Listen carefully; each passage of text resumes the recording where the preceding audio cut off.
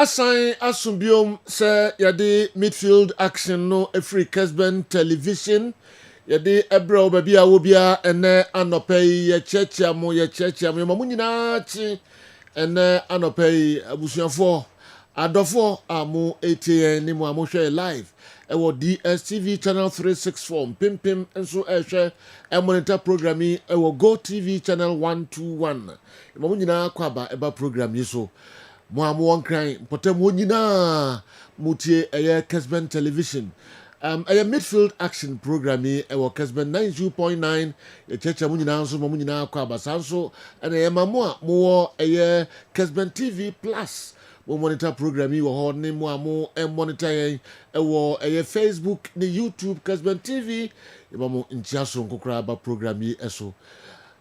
Every time you come say no me no bebo in a good mu semi ye di ebro nti da bia say de ye no betumi de odi abeka ho na bibia enso asipi kama pa 055159993 055159993 mo messages no emra na nkenkan kama pa enso emfa emamo oboso ye ni video so 0244 263902.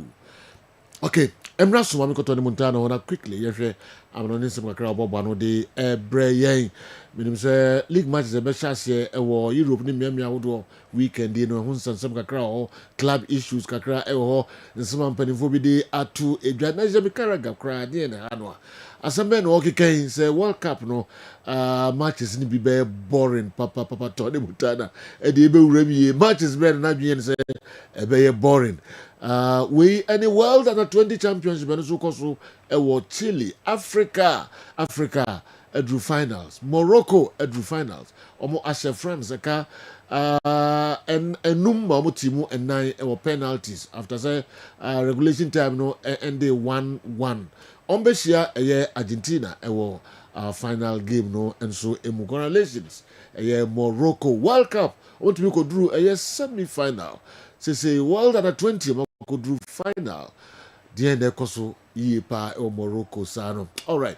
Yebeba na fi yabese koso African so na the Africa stories kakra e de Bremo. World Cup qualifiers no nsansam kakra ho a ni na de ebebrem. Yebefia. Ye nyina enim se nyame yadma kwesiada Kumasi Asante Kotoko on the welcome a work of Morocco. Ewo Accra Sports Stadium. Yes, and some kakra ha ni nyina no efasa game kakraka ebaso ewo Accra Sports Stadium. Black Stars issues kakra and so ewo ha some kakra ewo ha ni nyina ne beka dey for Black Stars on. Coach Otoado and some men what did today dey afa omo epese omo bebo Black Stars. Fufuro for na omo woman say omo express interest so me to join the Black Stars or World Cup no more. Yinte kakra de Otoado e de atudwa for omo. And without naming or giving names, you know, there are players which we have been chasing since I was a coach in 2021, who didn't reply to our call or didn't want to come, and it's very, very difficult, you know, to say in general this is what we do. So we have to see each case by case, and it's a different thing if we haven't approached you. And now you want to come, then we have been approaching you all the way and you said no, but now that as we are at the World Cup, you want to come. And I think Ghana should always have a certain pride also as a country. I think also that we need to go on each player and to check the commitment, which is very, very crucial. All right. Because we have a very good unity and definitely don't.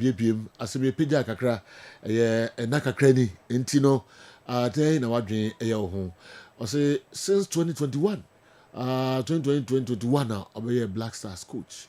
No tone side friend, boys nippy. We are one tone some fan friend. Na be our person body I knew different. But what I told inside the Afro na for one reason or the other went to me Amber. Well, I was in a call crown on phone no reply. The message is simple. Now you drew World Cup no. I think and why ready so about Black Stars or the 12 Ghana as a country. I see just pride be. I see not pride be. as a country. Yakwaba na baby is answering and so Tony Montana. Godfather. Yes. Good morning. You say one can feel Crack. Me home him cry. Me home him cry. Yeah, approach you and I feel an opportunity na papa so be body ya. O case na exceptional case. E dey am say we no coach na atwa ne tia. One answer. Na kire say wa oto ne nsa frɛw a wan fi no. Wan mua no. Na fi na po World Cup abɔ. On hwe wonim kra. Oto do no. It's simple. This say bia nsa bi firi so a external hands. But no party. Ya won nsa bi wo hawura wa de mu a. There's no so betimi aka no. Watch. Until sa hands ne bebe mu de. Ono decision ni. As a country ni your pride be. Yes. Yankwe. But that's CP award winner.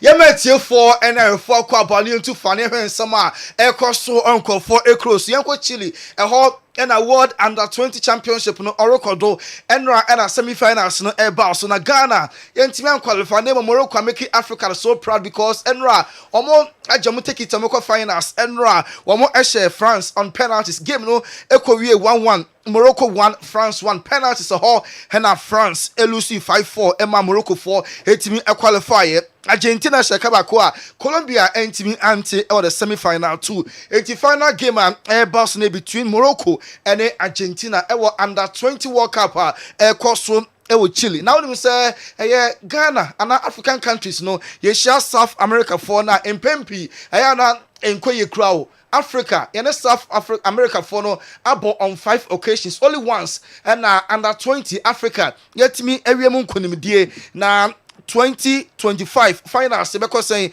Morocco face Argentina previously Brazil share Ghana 2-1 won 1993 under 20 World Cup Argentina trash Ghana 3-0 won 2021 finals 2005 Argentina share Nigeria 2-1 2009 and Ghana take Africa in actually Brazil show on penalties 4-3 am I by the first African country under 20 World Cup into Asia South America for no Makumako 5 times all finals nemo only once per and yetimi awiam nkonim the Argentina qualify no behwe camp any year omo dressing room na ehum me enko Argentina camp na yenhwe how a omo celebrate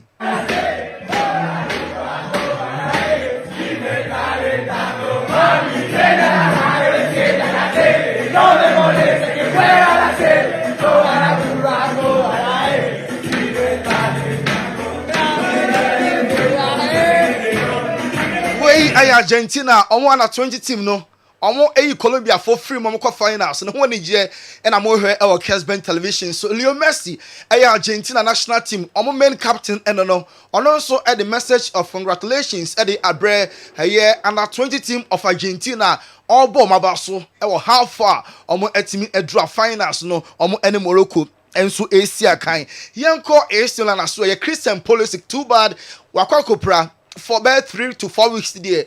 Obey unavailable on team see kind Emma AC Milan. Oko prior our national team camp US ball 2 friendly games be emu and odi prior medical team access and say anya hwe kran between 3 to 4 weeks today. Pulisic team embo Emma AC Milan and wabedru Milan ha medical team so atimi access ni Juventus eni abre pass omo enya Frankesia omo epe say Frankesi Saudi Arabia formerly no sina kan Emma AC Milan wabo edi ama Barcelona pen wakoji sika Saudi na player limpo aye wollen say sika na oje Saudi no obete so na waba back to Europe no be sina kan edi ama AC Milan womo enso club ni bisa Joshua Kimmich Bayern Munich omo senior player no say ohun say one day Harry Kane ebetimi win Ballon d'Or na yes ohun say collectively as a team Bayern Munich omo de England de say omo enye for personal honest na so how far Harry Kane okona dachi bi ni modern park no so no ebekasa edi amano Ballon d'Or winner Dembele ope aketuantu mu currently our 80 million euros a season as Paris Saint-Germain omo player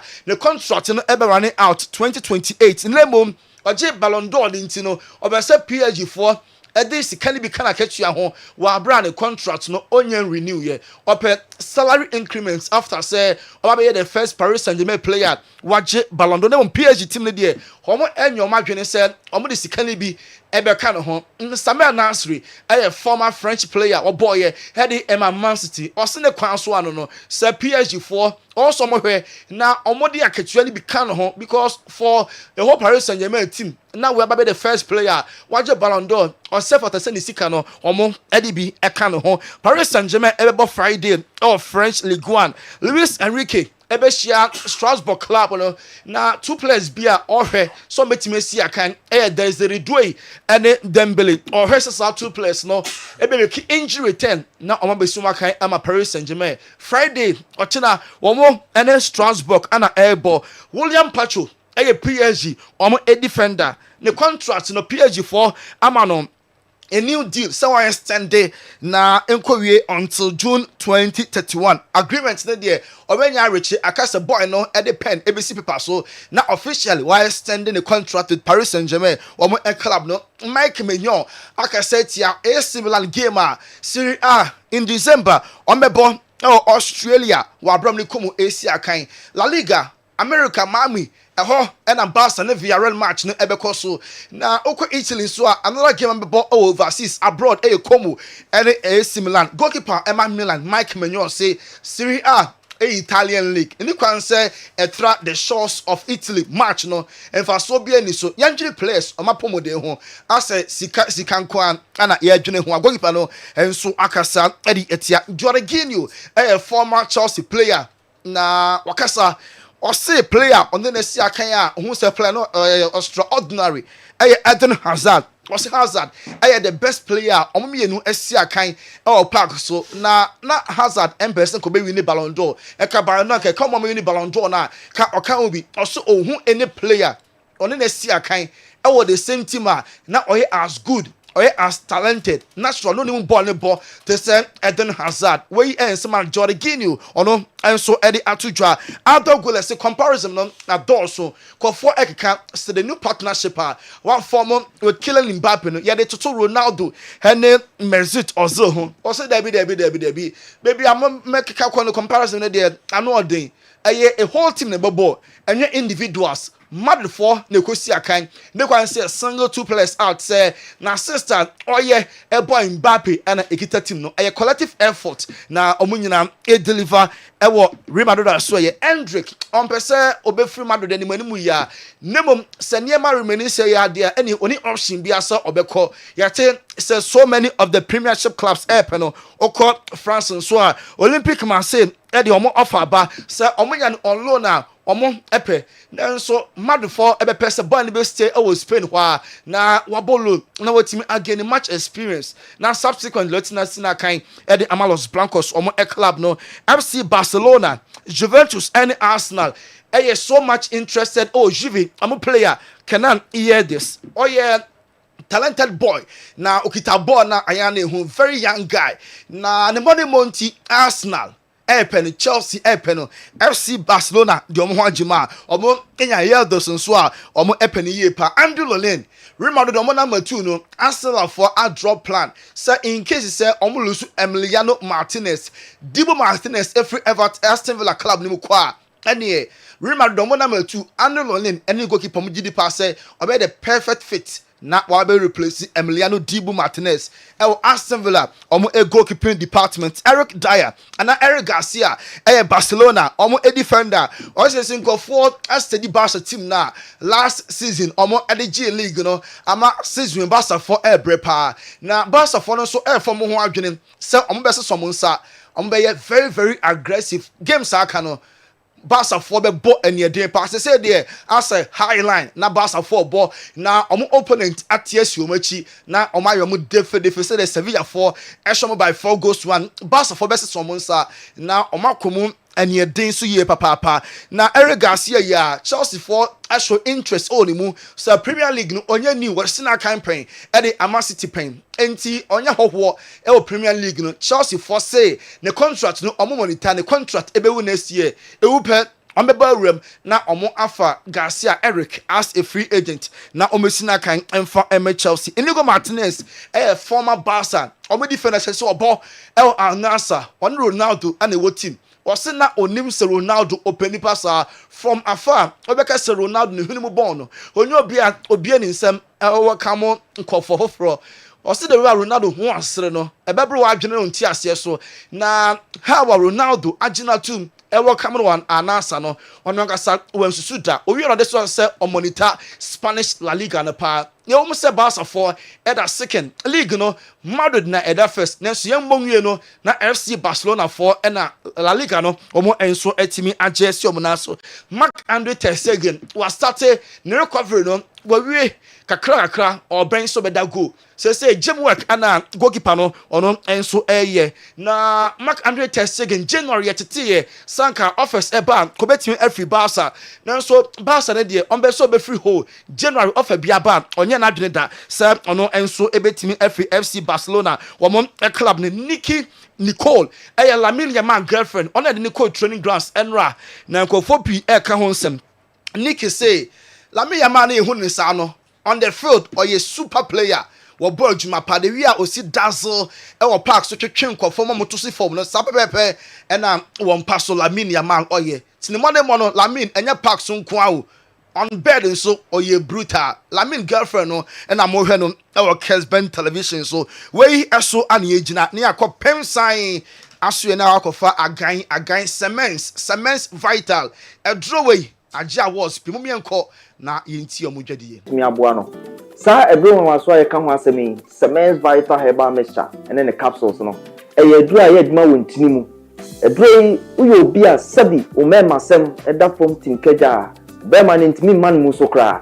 Be man ntimi mpega no ho. Uye be ma sabi woni obehiem na sisia no waje mu a wonso eduru ye kanfo de amount. Eduru yeduru a ebeboa ma wontini netimi asore gina so ebe mamoja de pusane wo bema no mama bema na timia sore gina so ye na watimi abo adwuma na ama o piafo obi bia sabi oni atenka so yo ba so ye bema wuhia edro cement vital herbal mixture and capsules anemna ne de agan ne bi kona koto binom watenka ayira na te kopra kona koto bi no bi nanom na bohu sabi edro no esi ye adwuma sifa afei wuye ne to nchen sabi obi wo hono ma pichikom o how pa kese pa so yo ba na wo kom fitire na se wo menses na ma ebayi a edru ebeboa eye cement vital herbal mixture kona kwato edru no binom be ma wo fichiko no bibia ye kama de amount afa so wo te yaw o fichikomu a edru ebeboa eye cement vital herbal mixture and capsule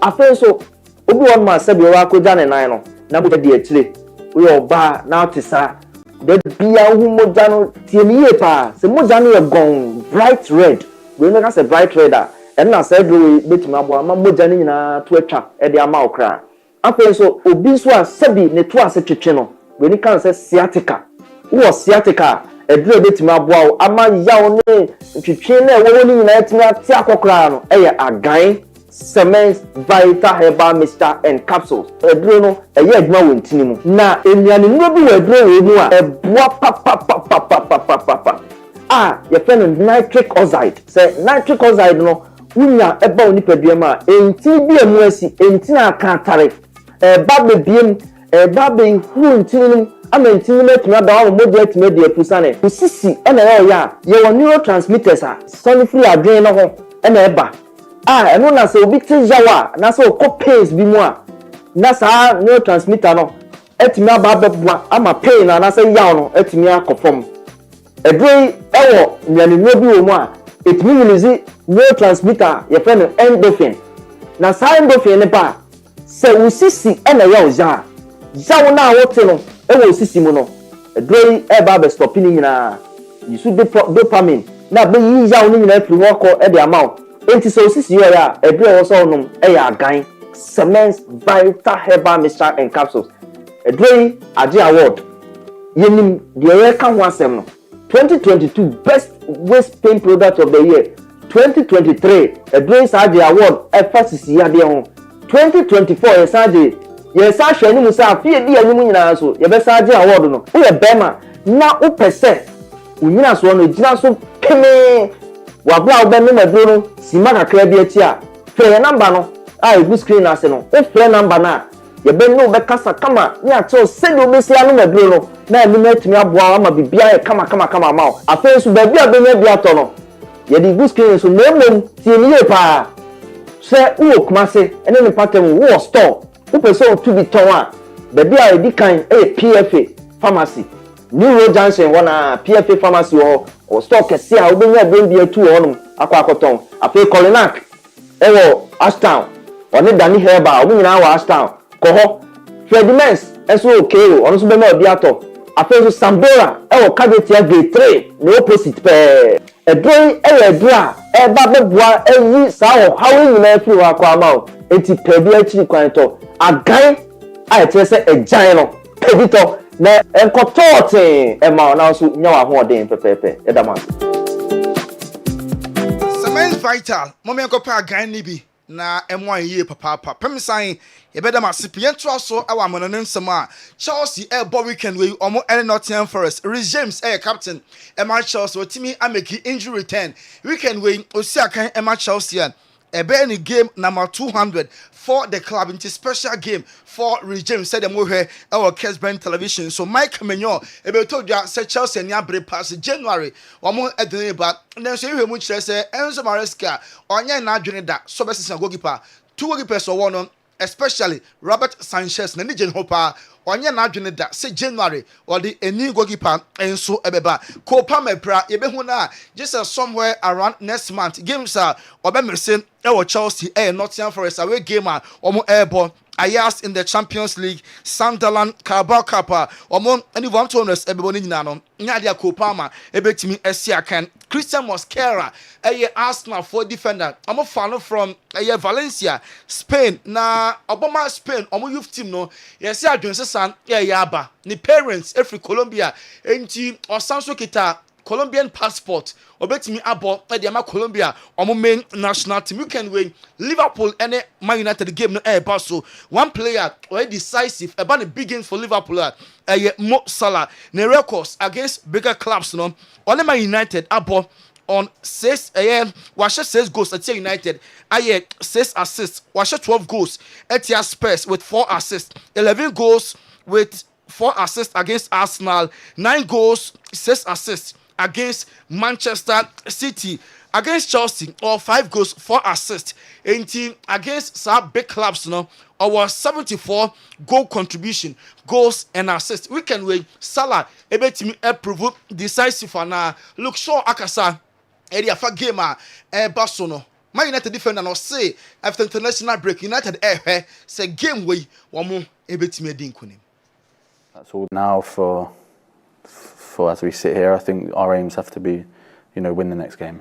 That's all that we can focus on, and I think that's important to start right again this weekend after international break, and not look too far ahead and just go game by game, and always have the mentality of winning it. Now for as we sit here, I think our aims have to be. Look, so Man United, the defender, and I heard him say 3 points against the Liverpool. Man United for weekend we almost able to make a Sunday and a match no Barcelona. Mikel Merino, Arsenal player, never pa. Or the Miguel Merino, former Spain, player, or see for credit to Mikel Arteta. Mikel Arteta, Namani Banner, I am monster in front of goal.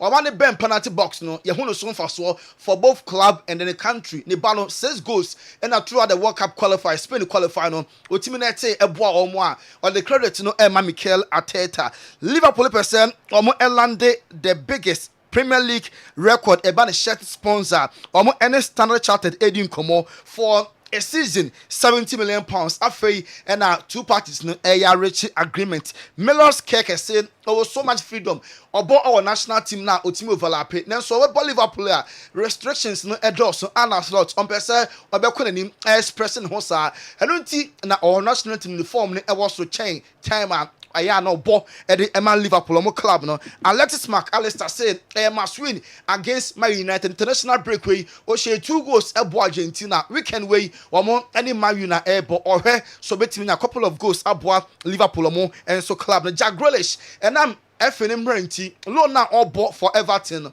against the parent club. Man City weekend we Jaguars on team Embo and for Inter the parent club a year Manchester City. Man United for Nottingham Forest among a player Elliot Anderson United A table something around £75 million now. On my way, say boy we almost a bit me can I say Juada Roma ube some na what was so for close on the day. Edisi ham. Yɛmfa nkɔfoɔ kuro so nsɛm no nti ha na afei yɛntoa so kakra mfa mama nkyabidafo bɛtena se na yɛbiebie ɛyɛ foreign stories no emu kakra nso de amaba sesei nanaba Alberto ɛyɛ ɔtwea heba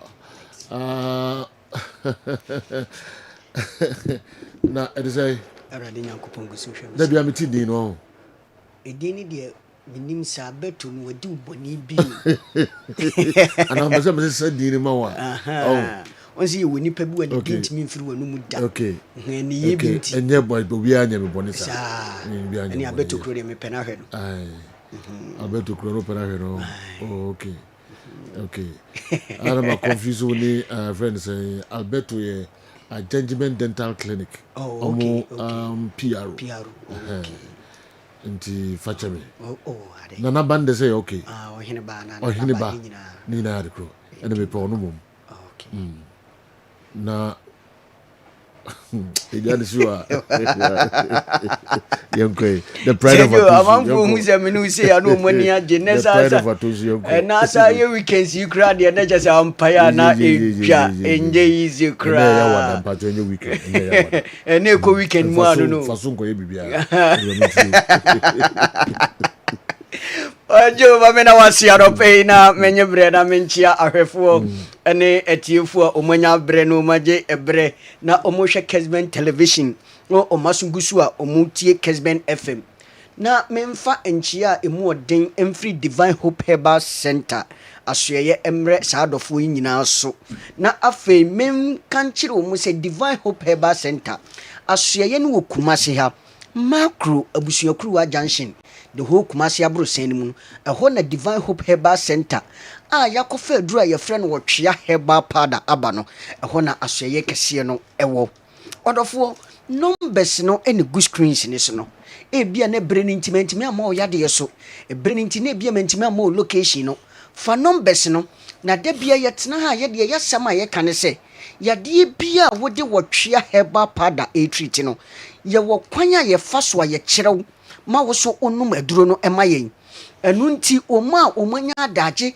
na omo frɛ numbers no na omanya wotwea heba pada ni bi no omo na acha ye na wotwemienu na omo di adanse free yade a etete wo mo ewo ho no emrantie emabawa me maame me papa odofo a wutie me waye mmere ahoden eni ho bio odofo yi se waye mmra aduro be mo otimi agina brane awieye bremu de eno no wotwea heba pada aduro eyenubna enhaban eni nkohini eni yayam no mohumohu eni ya package no kama a FDA ede ne stamp etim so age atum odofo enti se wusisi pa ena etetew sisi ya tena wo so ache emfie bebre ma woje wo ho a enye se kwan be na wode no fa so baaye de minima ne se sisi ya de etetew de a waduru awuhia eye wotwea heba pada na mmom fa numbers ne good screens ne so na wo frɛ ya kyerɛ mu kyerɛ ye se medie no enem yade na kofa sisi yade ne baaye medie no ebia nkwanhia bi na mekunya ne manya sisi yade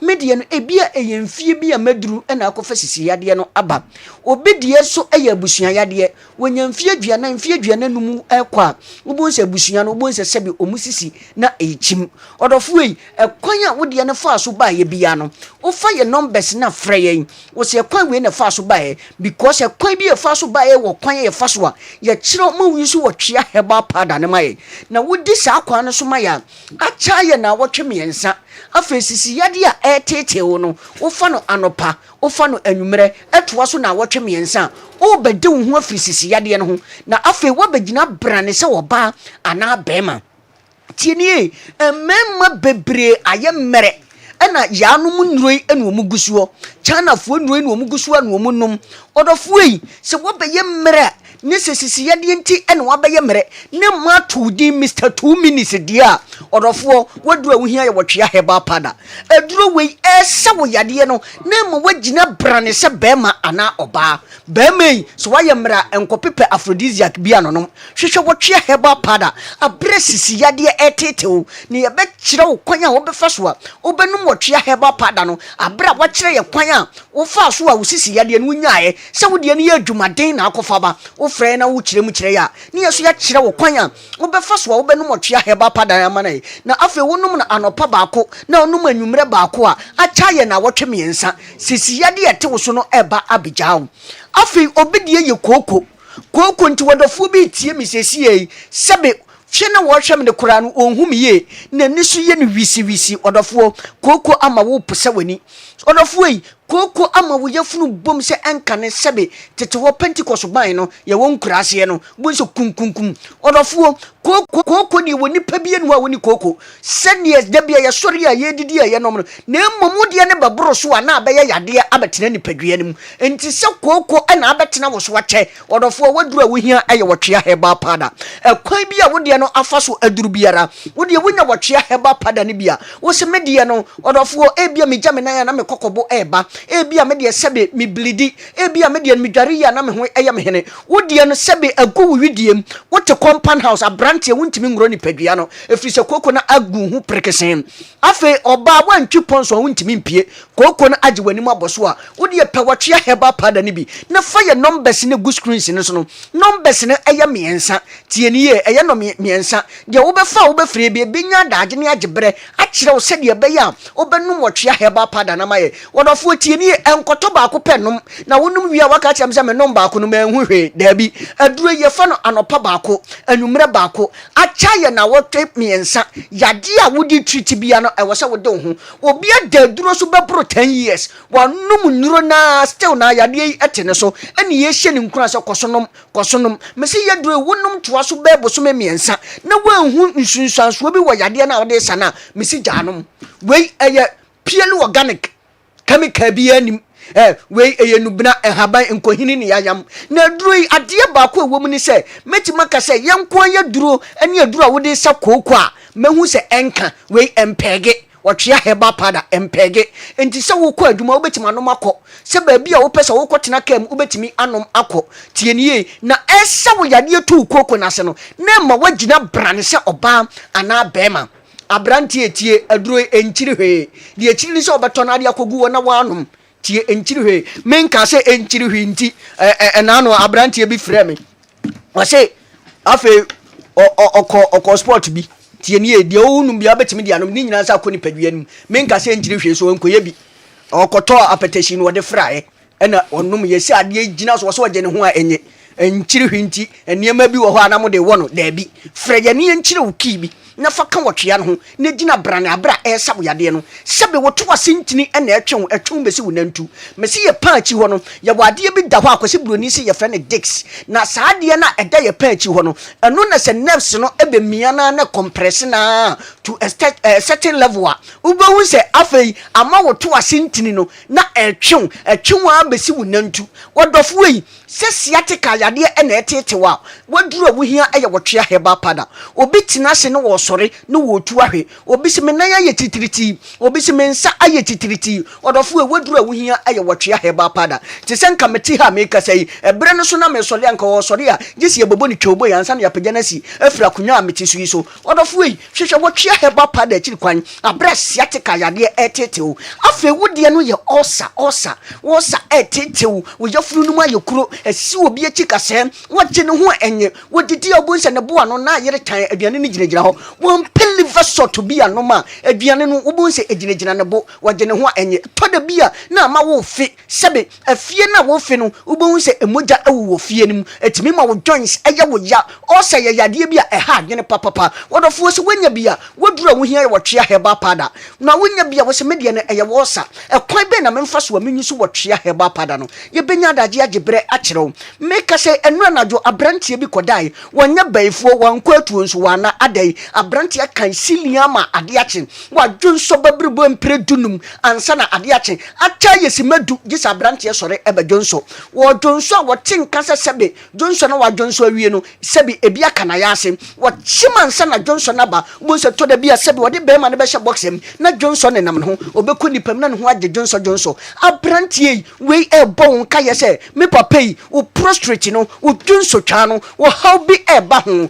no odofo yi wan hwe no wan pa duro bi ti se wo twea heba pada ama wan freye nkyere wo kwan a wo be fa so a wo benum aduro yi ama ya ebre bi beduru ama ye de rubber abeto be mem ne ye de rubber beto be mama abrantie ho na wo ba betwe kura akese adwuma wontimi mo wan hwe na abrantie bi akobo adwuma na ma wo afei odofo yi se wo ya abrantie wo wuro ho asebe wo gina hwehwe ma na wo bobna wo ma mebi mu papa nwi na emom de se wo nantem ma wo ye bema no me se bema de ene ubotom ene de se wo nantem no wo ubotom nye de se wo nantem so a enkoye na ba ye de abrantie wadidi ho ayesa amanso ano afon atwea kom ayelengel sekreyon ayesa straw abrantie frey abra wonya watwea heba pada ni bi na yebe kira special way bi a obenum watwea heba pada na baye ama bema na afon atwea kom no ebe wura bayirima na rubber na ma extra energy se bema na wokosire ni ma wotimi apem akọ nim ye se bema wo yade no aduru wei na afei ema wo gina brane se bema ana oba aduru mi se enya pressure aduru enya diabetes aduru na emum se wo nunum se anuro na wo sa yade ni bia automatically wo ya bema kra de mema oba ye mre ewo mpem enti wo de ofra ya wo se me wo pressure me wo diabetes abra me num ye me mabrofo duro no ekwan be na mefa so metima no mo twea heba pada ni bi ye benya adaje akire wo ekwan ya obefa so obenum otwea heba pada ni bi adofo yi tamalefo no enko PK Gombila ubenya bi ato ewo honum mumuni awe enterprise ewo wa ubenya otwea heba pada ni bi Jeff Heba ewo Mankasim ubenya bi ato oho saa so na bogo so eye Fego Heba Center ubenya bi dunkwa eye Itawia dunkwa hwa so BOT ewo honum saa so na dunkwa atechem saa so na meka se Miss J ewo ho ubenya bi ato edoso we Winef Heba court dan ho ubenya bi ato ewo honum breyima wa dum ha dum museum ho o se breyima do twa rubber stamp original one no ubenya bi ato ebia ne mantimi am location fa numbers ne go screens ne so no na free yesesi a wo yoba mensesemba ebaba ko na atwa wo menstrual disorders menstrual problem bia wo bia no nyadaje na free wo twea heba pada ye nkyere special way a wo be yisu wo twea no amaye fibroid na ahase afifi wo dro ye wo twea heba pada numbers ni ne abra me sori be ma mo banka ejey wo mpam abra wo nya wo twea heba pada ne yemfa kibi enka ho numbers ni ye 0591 56 55 57 0591 56 55 57 0591 56 55 57 0550 63 90 37 0550 63 90 37 ye twatwo ne 0551 22 82 81 0551 22 82 81 yes what chia heba pada Jana showa wa ena obeba MTN everywhere you go baby abeko biano obetime isu MTN ho MTN se me fantu enim ena no pay se momo app no won download di bia download di MTN my momo app ni bi wo download di MTN my momo app ni bia ena ba ma kwan na sika ye che no wonso wonsa etimi akebi MTN se send 100 Ghana cedis de bia o send 100 Ghana cedis e wo my momo app ni so a opportunity kese wo ho e de emam ye che sika daily ye chesika weekly ye chesika monthly enunti ene wose uyesu MTN my momo app ni bi wo eye iPhone a obako App Store na wa download bi wo eye Android phone a na wa ko Play Store na wa download bi MTN minso mensa ka promo no eguso a ekosom enunti bomode na wonsutimi enjoy nenye sika ni bi enso fegu ubotom high sense se sabre yenyema no yatete so ne so no ye sanso ema warranty ewo ho warranty ni chese uto ade bia o high sense a o 5 years so be use ade no 5 years within 5 years na we use eye product no e ho techema yɛsiesie ɛde ma wo anasɛ mo techima na wo sɛ replace ɛde ma wo yɛbɛ replace ɛde ma wo wɔwu nyɛ wo babia gye sɛ high sense electronic appliances bia wopɛ bia tɔ bia no high sense ɛbɛma wo bia tɔ wopɛ television gas cooker washing machine smartphone sound system water dispenser microwave blender rice cooker kettle iron air fryer and many more. High sense ewo Kumasi City Mall. High sense Kumasi Dum Babu Bazaar building ye ben ECG edan no we don't need chetafua obo high sense ewo ho. High sense esanso ewo eye tano so. High sense de ye nyamanum eye papa. High sense everyday prices for everyday people. Na te se buone de edaye enso ede amount.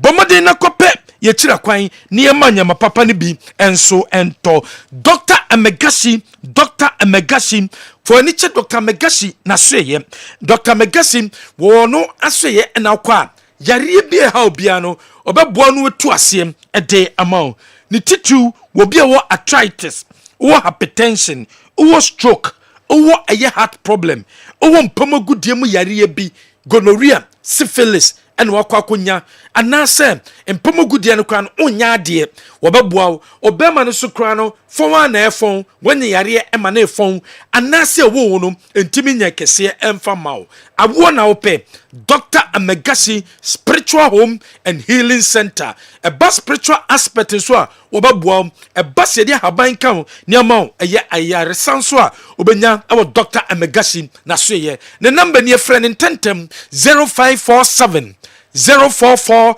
307 0547 044 307 and that's 0544 580 936. Dr. Amegashi wobo Kumasi micro woben eye police house awon crime wobo eye kaswa woben prison junction wobo bogoso power line our techimai hensua brigadier nchen ho na owokofodia Coptech woben eye Green City Hotel for yeri nyina ekoda Dr. Amegashi na onto asem emfa mawo for niche Max buy ye big promotion ya tete anyamane so in the month of October big promo na ekoso ope Infinix phone atodia baby no so ko Max buy na akwa won sabetimaka Infinix phone ni bi ope Infinix 5 hot 50 1700 cedis na near tono say ye tono 1450 Ghana cedis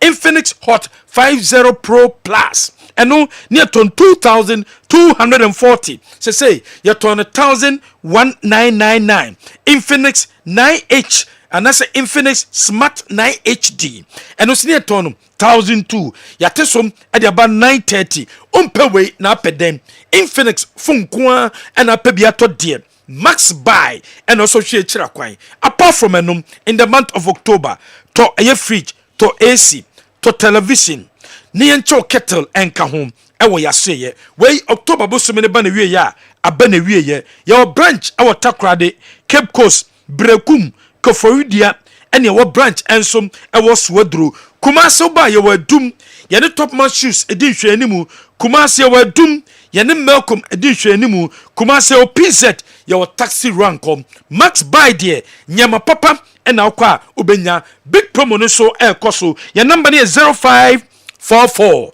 019552 0544 019552 offer number way so ye beje so wo be turn it down a dino a 6-bedroom story building a hall kitchen dining hall and then double garage and a all tone sending some a dino a juso krapa a dino a juso krapa and a dining wall a 6-bedroom story building a hall kitchen dining hall and double garage and a hall a dino down floor no 2 bedrooms and a hall and now when it's your top floor so 4 bedrooms and a hall each room bianum and when a toilet and a bath and a wardrobes a wardrobe a show boys quarters and so on and a sanso our kitchen and so I will be at the mount and until sending so will you be a pet dine at a dino ya titi so pa ya titi so and until so you'll be a pet dine enso ato a ewo ejoso krapa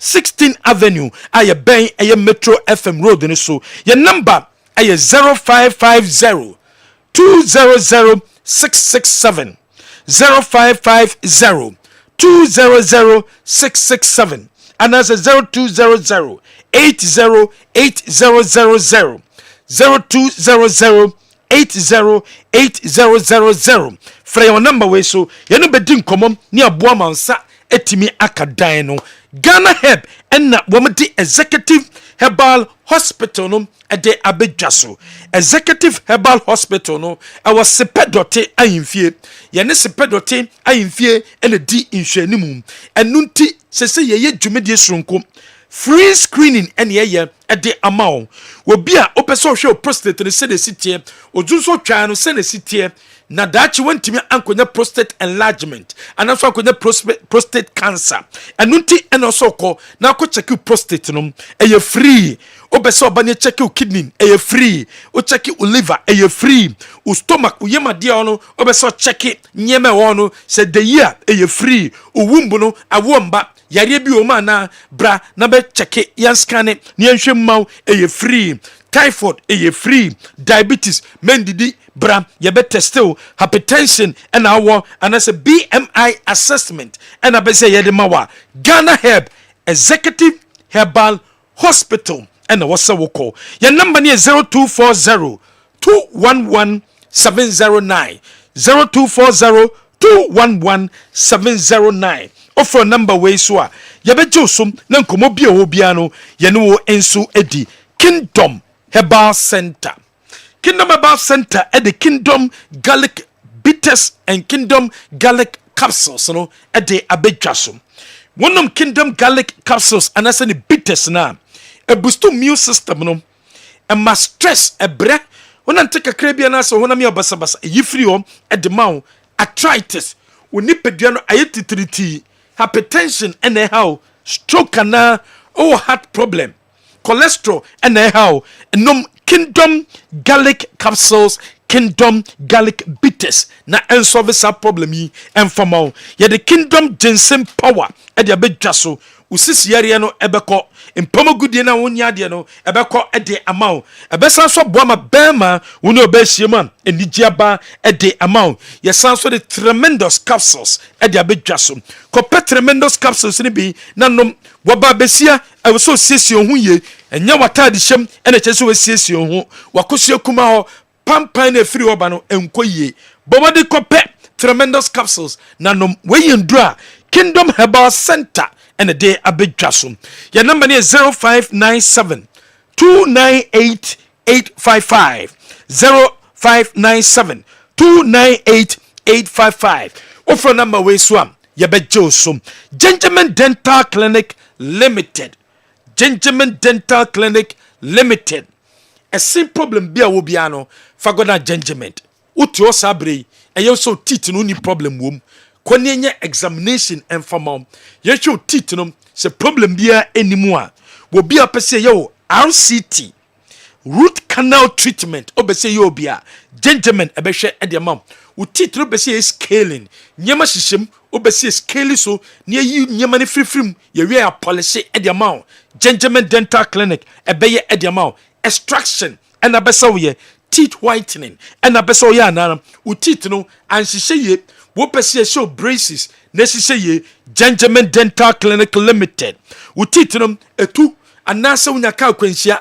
o bobo what ya hwe wo teeth na tu ye be replacement e de amount Gentleman Dental Clinic de esin ha bia no ya hwe ye ene wo so ba your number is 0559 139582 0559 139582 branches ye woni incline ye wonungwa main lorry station no ye sanso atomic down kwabenya runabout Kumasi ye Abreport Junction o head towards Abreport Junction traffic light no asia obewuyen Techiman your magazine off Contain Road and so Kofodia ye Ben Central Police Station no aflawo ye ne ɛyɛ Ghana Commercial Bank ɛdi nhwɛni mu Tishugu yɛsan so ɛne ɛyɛ MTN office no ɛdi nhwɛni mu ɛnso ɛwɔ Tamale ɛsin problem biara deɛ ɛyɛ Gentleman Dental Clinic ɛna wɔsɔ kɔm na yɛsolve saa problem no ɛde ɛma o Dwabura Bank PLC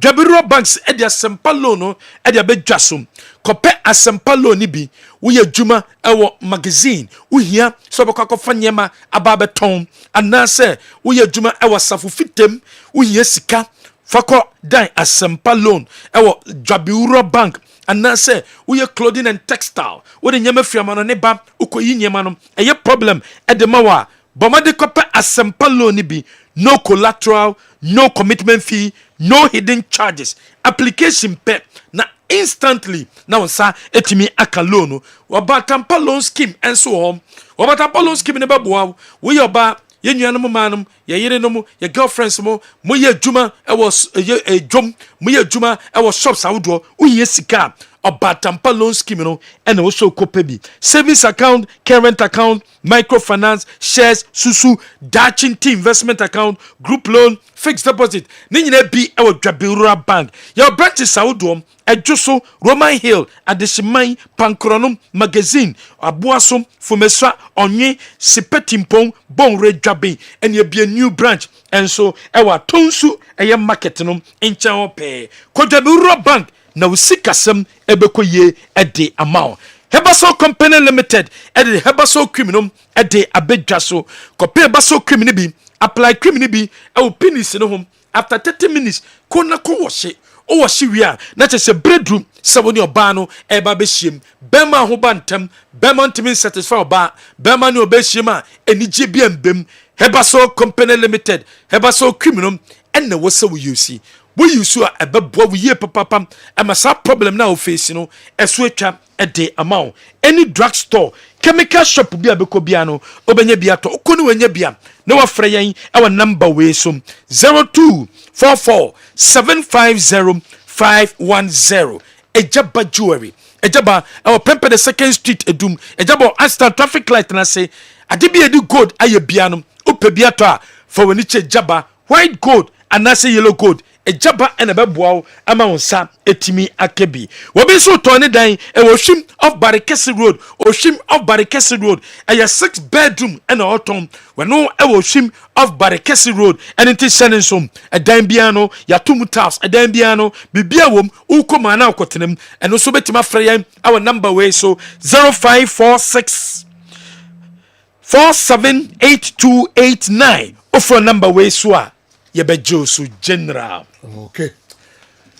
All right, the best here na fe for air trase na air stories no emu kakram. Kessben television Kessben and 3.3 a midfield action program. Ena yede bronomienu ena ebe peja yemu.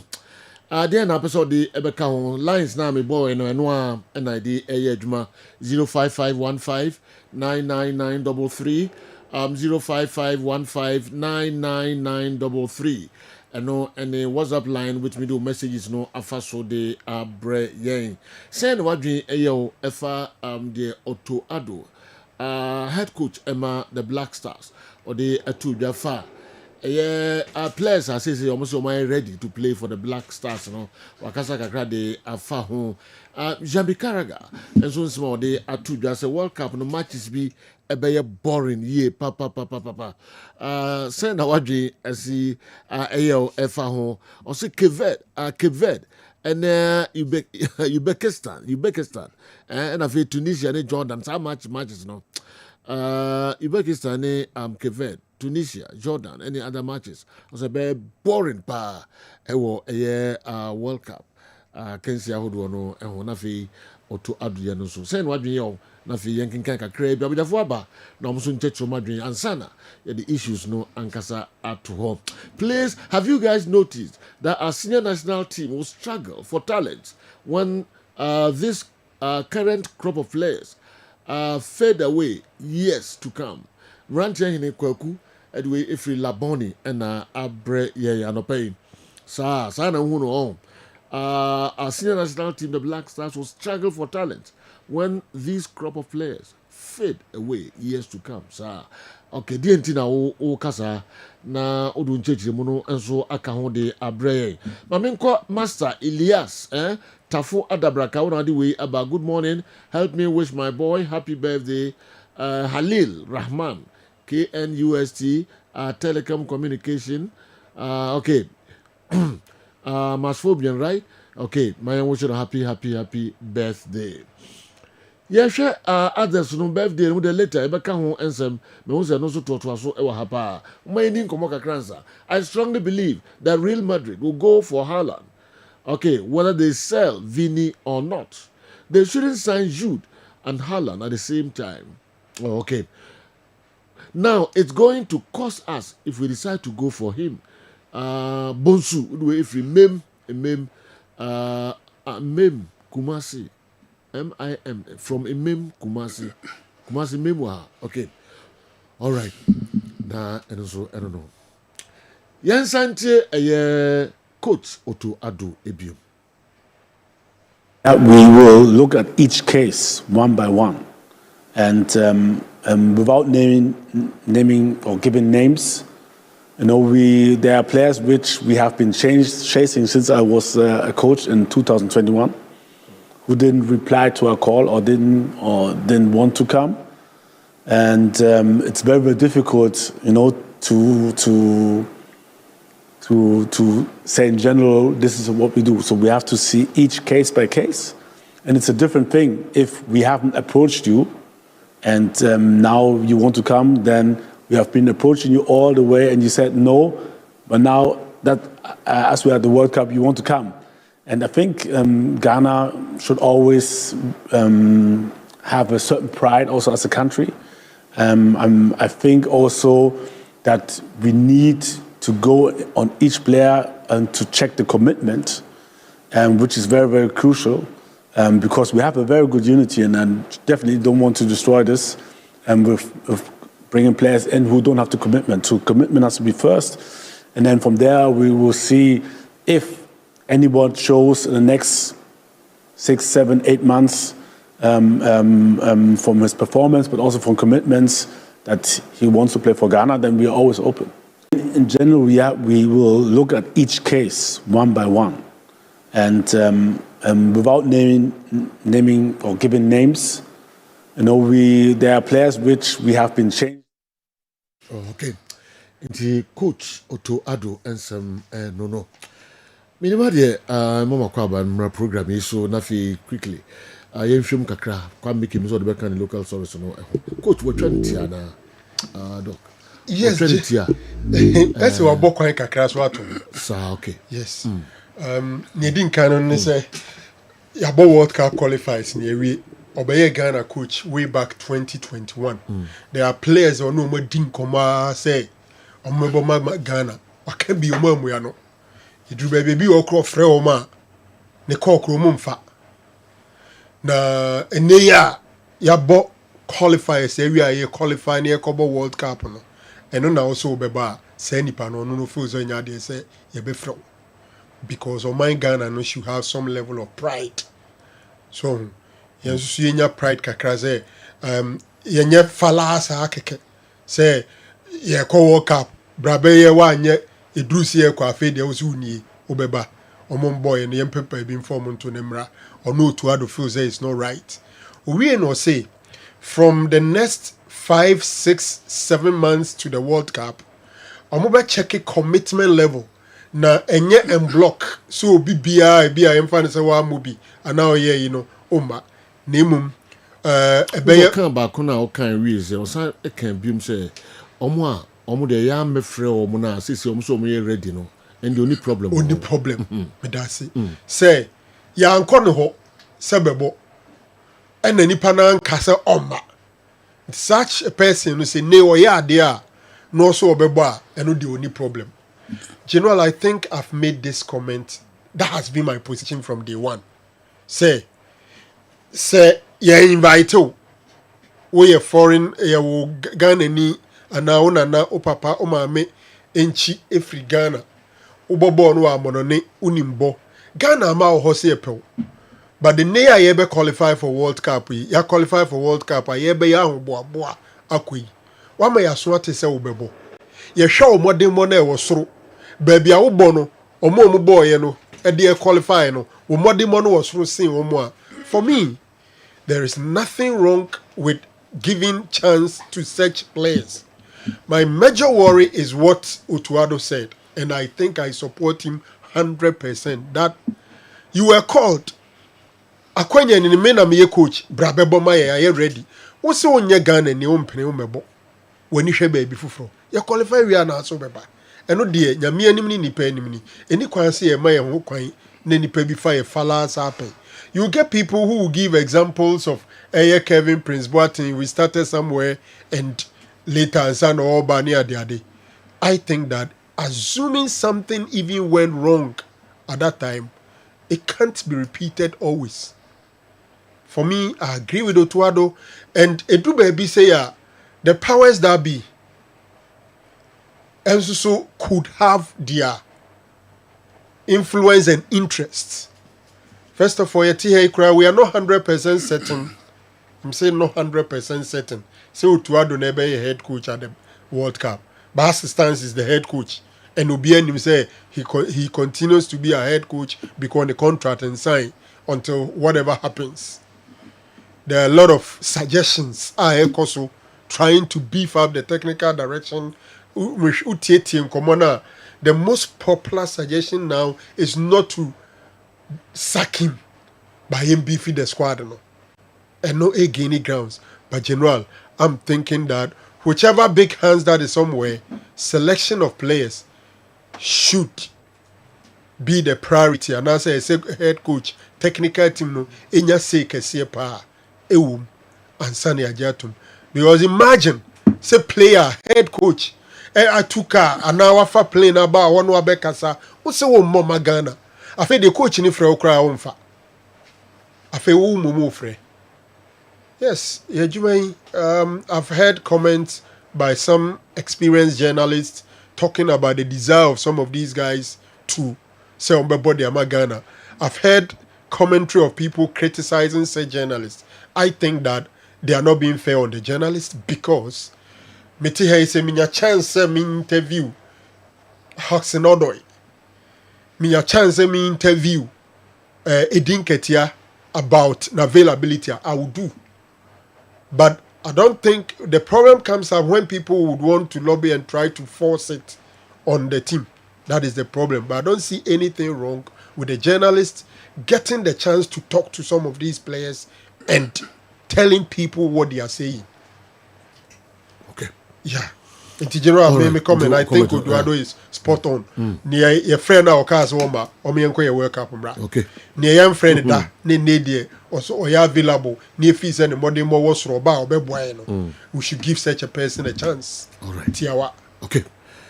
And he came.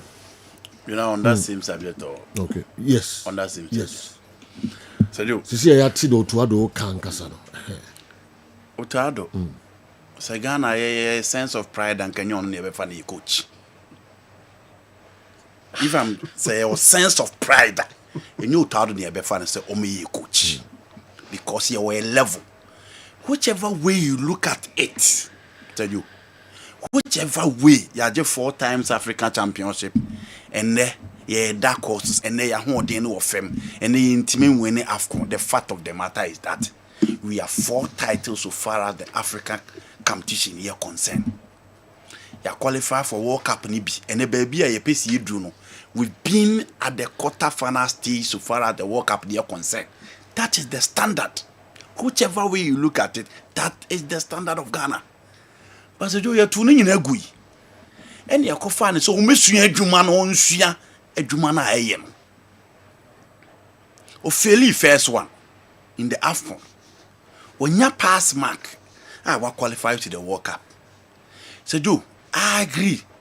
Issue about commitment, patriotism, players showing pride. Nina obi raise concern afa obi abijitum. Pasejo, blasters na fu woni hwem. If you are not careful, you be boost to see your players bebre. Pasejo, yeti ni any players bi asa o. Intimidate, I think if these guys are available, I will not go into the dynamics of best started on started tournament. Yeah, there are about 23, 24, 25 players. On the issue of patriotism, Makasa said you started from president, so Eddie Babi is the last person. The politician who is supposed to pass the patriotism test, Omunina feel. Omunino Pia feel. Omunina. Omaya to a bomb, Mama Kotra Parliament, ye you omu ministers. Ye you omu the dead the Juman said you Omunino Pia feel the patriotism test. Ubia feel. Ubia. Because you do benefit omunye individually no. Not sure how many see bread individually. No money. Ubia failure. Lay won't be for money. What did you have about? Could that mean you did here, but menka so bia na feel. Oh, you know that me word no. Oh, what's we but feel say obi feeling ya. Me dey obi obebodi bi on fam na me che di tell pakrafi. No politics omunye papa. Sikapene chrononia de nombo. But we have clean ones. No, you know, I mean, Kasika. Minka so my first cow. Patriotism test na say na be amena man test. Okay, Sergio, enema ye you almost so media nim. How they are benefiting individually at the expense of the electorate. Because you almost so your money, it is the reason why I'm saying that personal interest supersede the interest of the people who vote them into power. Until I'm so be failing the patriotism test. Yes, it is a do. Me come and be say footballers ye will choir ye first new be a dealy. So cook when you be on bobo. Now one ne kasana in seguna chia fanesa. So cook when you be on nimbo, but okas on 8 or better 9, no bet you amount results fanesa. Intermediate, I feel ye team ne let's not be deceived by Central African Republic, Comoros, Chad, Madagascar. I feel the quality we have now ain't enough. Because teams in any on boy, they said you on more the boy or my fem. Let's not deceive ourselves.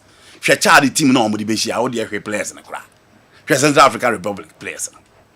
Born no crowd the difficulty and Sanko Bonwo, neutral grounds. Intermediate, if those guys are available, now on form, if they are good enough. Said you, media minka say, yanko bombra. Because ye koko baba na say ye frɛ omo e ba be si hɔ a si ye koko baba ni ye ba be frɛ omo e ba be si hɔ a afei de omo pass the commitment test, omo pass the patriotism test ana. Unless you are saying that they failed to come at the right time, so we are not calling them again. But I see ye ko work up na ba ni aba be frɛ omo dia said you media the biggest stage of football need quality. It need players who are ready for that level. And if those guys are available and they are fully fit, they are on form, I think they should be considered. That is my position, General. Okay. Awa. And how do you me suggestion ade bako. Kayem nya a blueprint going forward with regards to situations like this. Yeah, can issue na bana yes, say bia player bia ye di na chia one man. Ye nya blueprint on that. Say bia foreign born players are one free Ghana. In the near future, in situations, basically, these are how we are going to deal with them. A bedroom maybe near do what she said, before AFCON qualifiers, before World Cup qualifiers, not tournament, do not after a wire ready there. So you take a look at what happened to Kevin Prince-Boateng. After playing AFCON, World Cup 2010, yeah, bebo against Egypt. And Baba by a Sports Stadium. You share 6-1 Ukura Ghana flag. Only nam hosa around the tartan track. No, he caught second leg. Yes, he featured in that 2-1 defeat against Egypt. But Joe, how he even maltreated Coach Kwesi Appiah, threatening him with Sebia, Atenidie and all those things. So Brazil 2014. So Joe, for me, a blueprint on how we are going to deal with people like this. These are our terms. Sergio, for me, that is my issue on this winner. Okay, yen twaswe. Na fi yimra foreign stories no emo kakra. Na Jamaica can say no so boring matches no. Onikis, Kessben, Uzbekistan. Onikis. The usual disrespect. And our dema. Tunisia almost share France for the last World Cup. Last World Cup, and boy. France played in the final. Tunisia show. Tunisia is the first nation in Africa, first win at the World Cup in 1978. it is a joke. World Cup be a boring games near wingo. Africans in Caho. Yes. In 1994, you share South Korea and Bolivia. Sadio, yenya Iran ni Wales tournament. Yenya Iran ni Wales tournament. Yenya matches a boring baby World Cup. Any match a wasro. Inti I'm surprised and Adeba ko se karagati as Sadio. Tournament be a start here. Boring matches to group stage in a PAB or. So we are lucky. Now konya the Uruguay, England, Italy, Costa Rica in 2014 World Cup group stage in one group. So you know see mako. So we the Portugal Brazil in 2010. So we the Germany Portugal Ghana in 2014. You know be ba mako. We the Spain Germany in 2022. Be mako. And these games now all bubodi no said you ABC or baby one and then New Zealand and Italy bubble draw in 2010. Why in Italy were defending champions in 2010. But said you in the group are no more Paraguay, New Zealand, Italy and Slovakia. Italy na way. One and then said that Italian team New Zealand no bubble draw. Enti Jimmy Carragher o me anwene ho UEFA Champions League as do ye boy ye start here ye nya nkoso ni ntebe matches ni bebre wom but ye drew big stage wa e ho na unya matches na open sa wo hwe no enti ye nya World Cup we nko ni ye ba be World Cup say do in 2002 ye nya Germany o mo Saudi Arabia 8-0 in 2002 World Cup Germany Saudi Arabia 8-0 Inti afedi eba benya matches as do enya matches e wosoro obo Kessben ne those countries edi. It has been part of any tournament from 1930 babesine since they started the UEFA Champions League. General every competition ye sha ase some matches in the bre ewom ti say the mama examples no. But ye ko yenim no na niema esesa ye ko yenim no na ye separate boys no from the men. E ho na dura ye nkoka so obi ahunu bo no. Because when you draw, the countries are more experience, countries are more pedigree, coaches are more class, coaches are more pedigree. When you this year, and you walk up with your baby bar, said you ye baby nya matches a wofem ye nyabiwo every World Cup ayabo. Match no na any suru bebrebe, but we enjoyed it. Na ya boni ye de ko. Ye na Canada hungry in the last World Cup. Canada dey na said you omode baby bro the World Cup. But ye timi hwe eko yenim. And I agree, some matches level no of him, but this is not the first time I ever walk up as I didn't be BBC. And Jimmy Carragher said you only case. And sad teams now you who almost almonco babyano. There be a young winner back a surprise package. You know, South Korea almost Italy. Look at that Italian team of 2002. Sergio Cannavaro, Nesta, Maldini, Totti, Del Piero, Christian Vieri, Filippo Inzaghi. South Korea shobon. Almost had the Spain so and that Spain team from 2002 basis on the World Cup in general no more parity quality sir. And I say Antonio Camacho, Juan Carlos Valerano, Raúl Blanco González, Fernando Morientes, Ike Casillas, Miguel Salgado, Fernando Hierro, no biawum. But South Korea yom hojuma. Inti some matches na all Canadians do. A shall see what tournament a check. Inti enye 2026 in and ye babe World Cup, ye babe who Kessben Uzbekistan, ye babe who say teams in K20 be on more the bonds ready, but PR tournament be a general be all.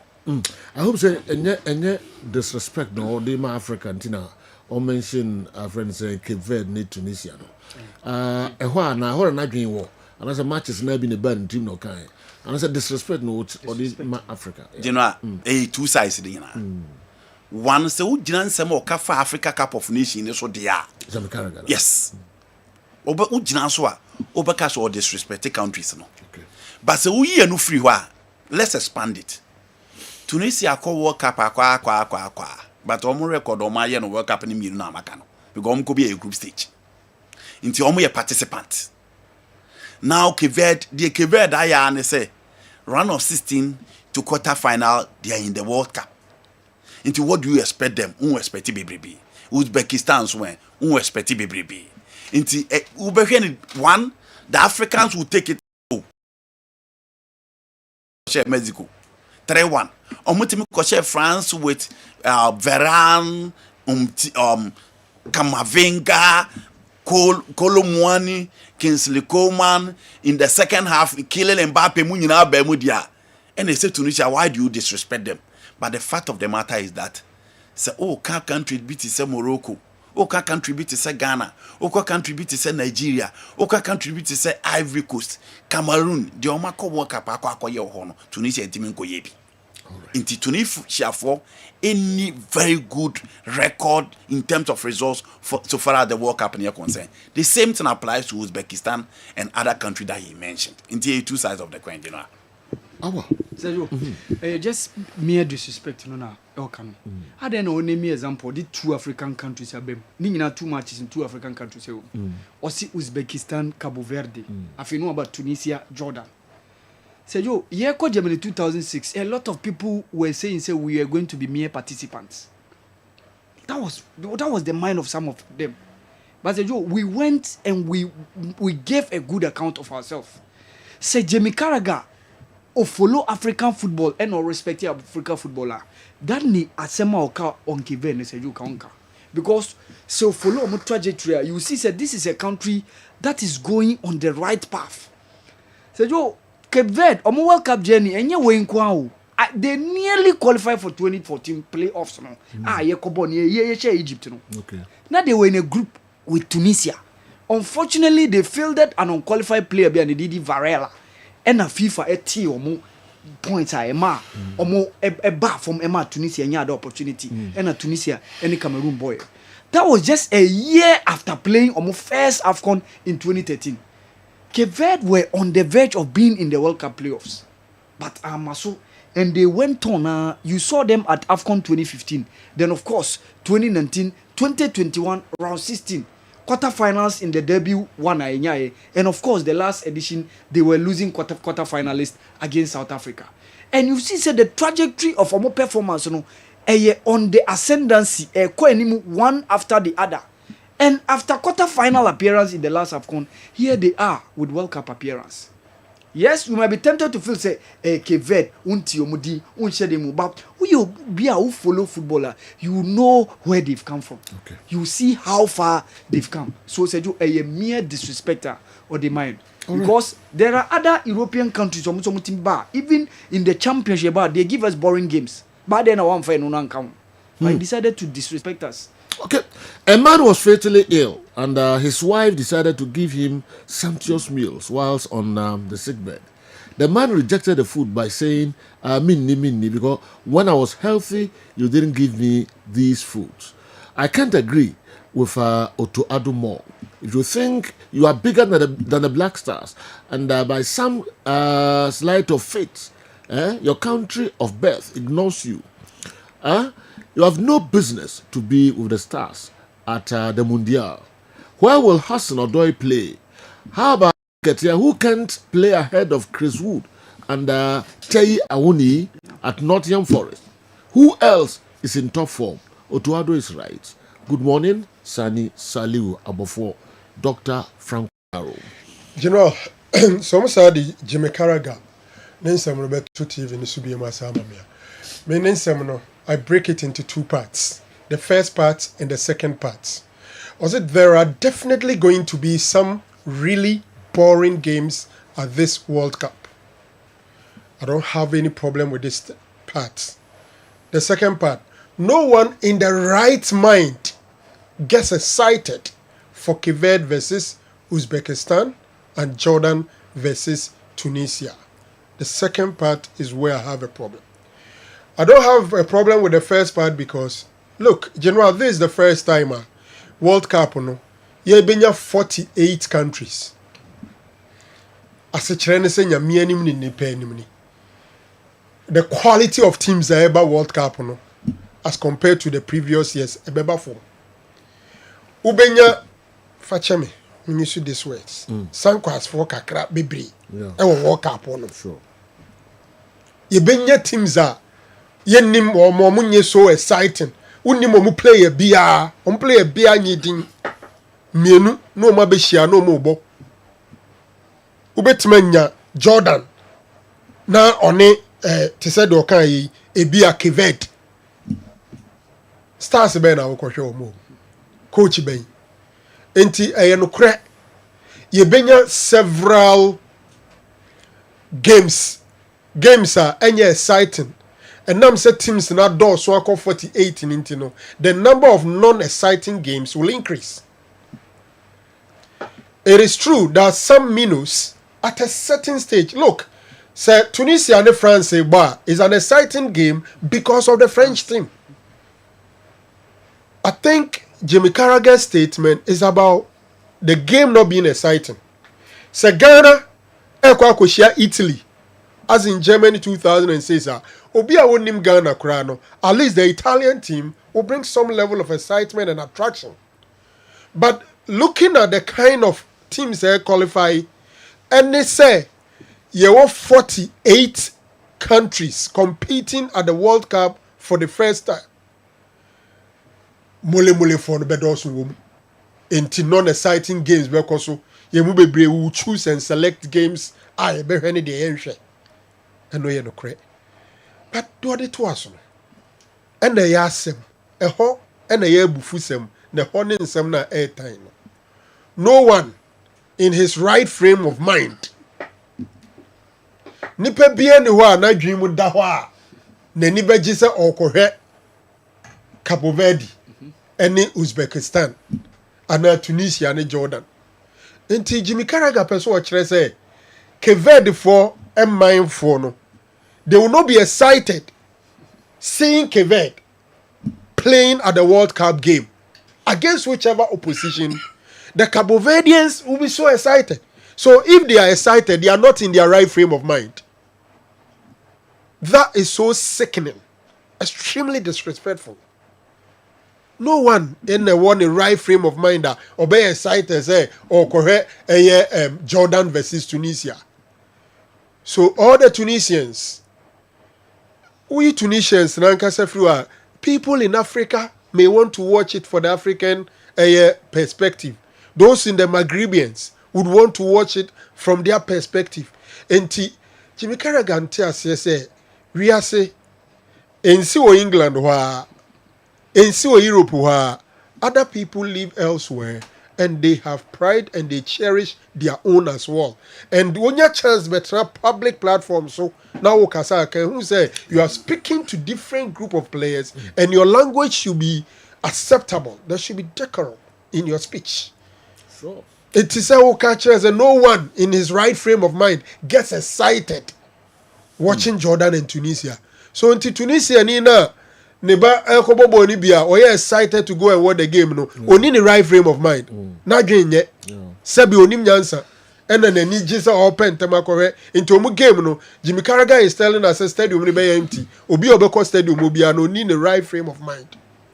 I think say whichever network he sat on and made these comments, he said there should be protests demanding his room. Bana fe ya betua foreign stories no eso na mom mrante hine kwaku labon in some of the buyer because say on expanding here say after Black Stars squad we no you be bre say be replace wo no because on expanding here mame na the buy biom and say say our youth team isn't functioning well and our local league is not even up there to produce quality players for the national teams.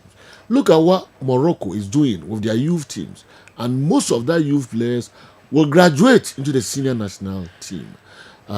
Expansion of the buy and say you guys forgot a statement the coach made in his statement saying he doesn't want to destroy the unity in the team at the moment.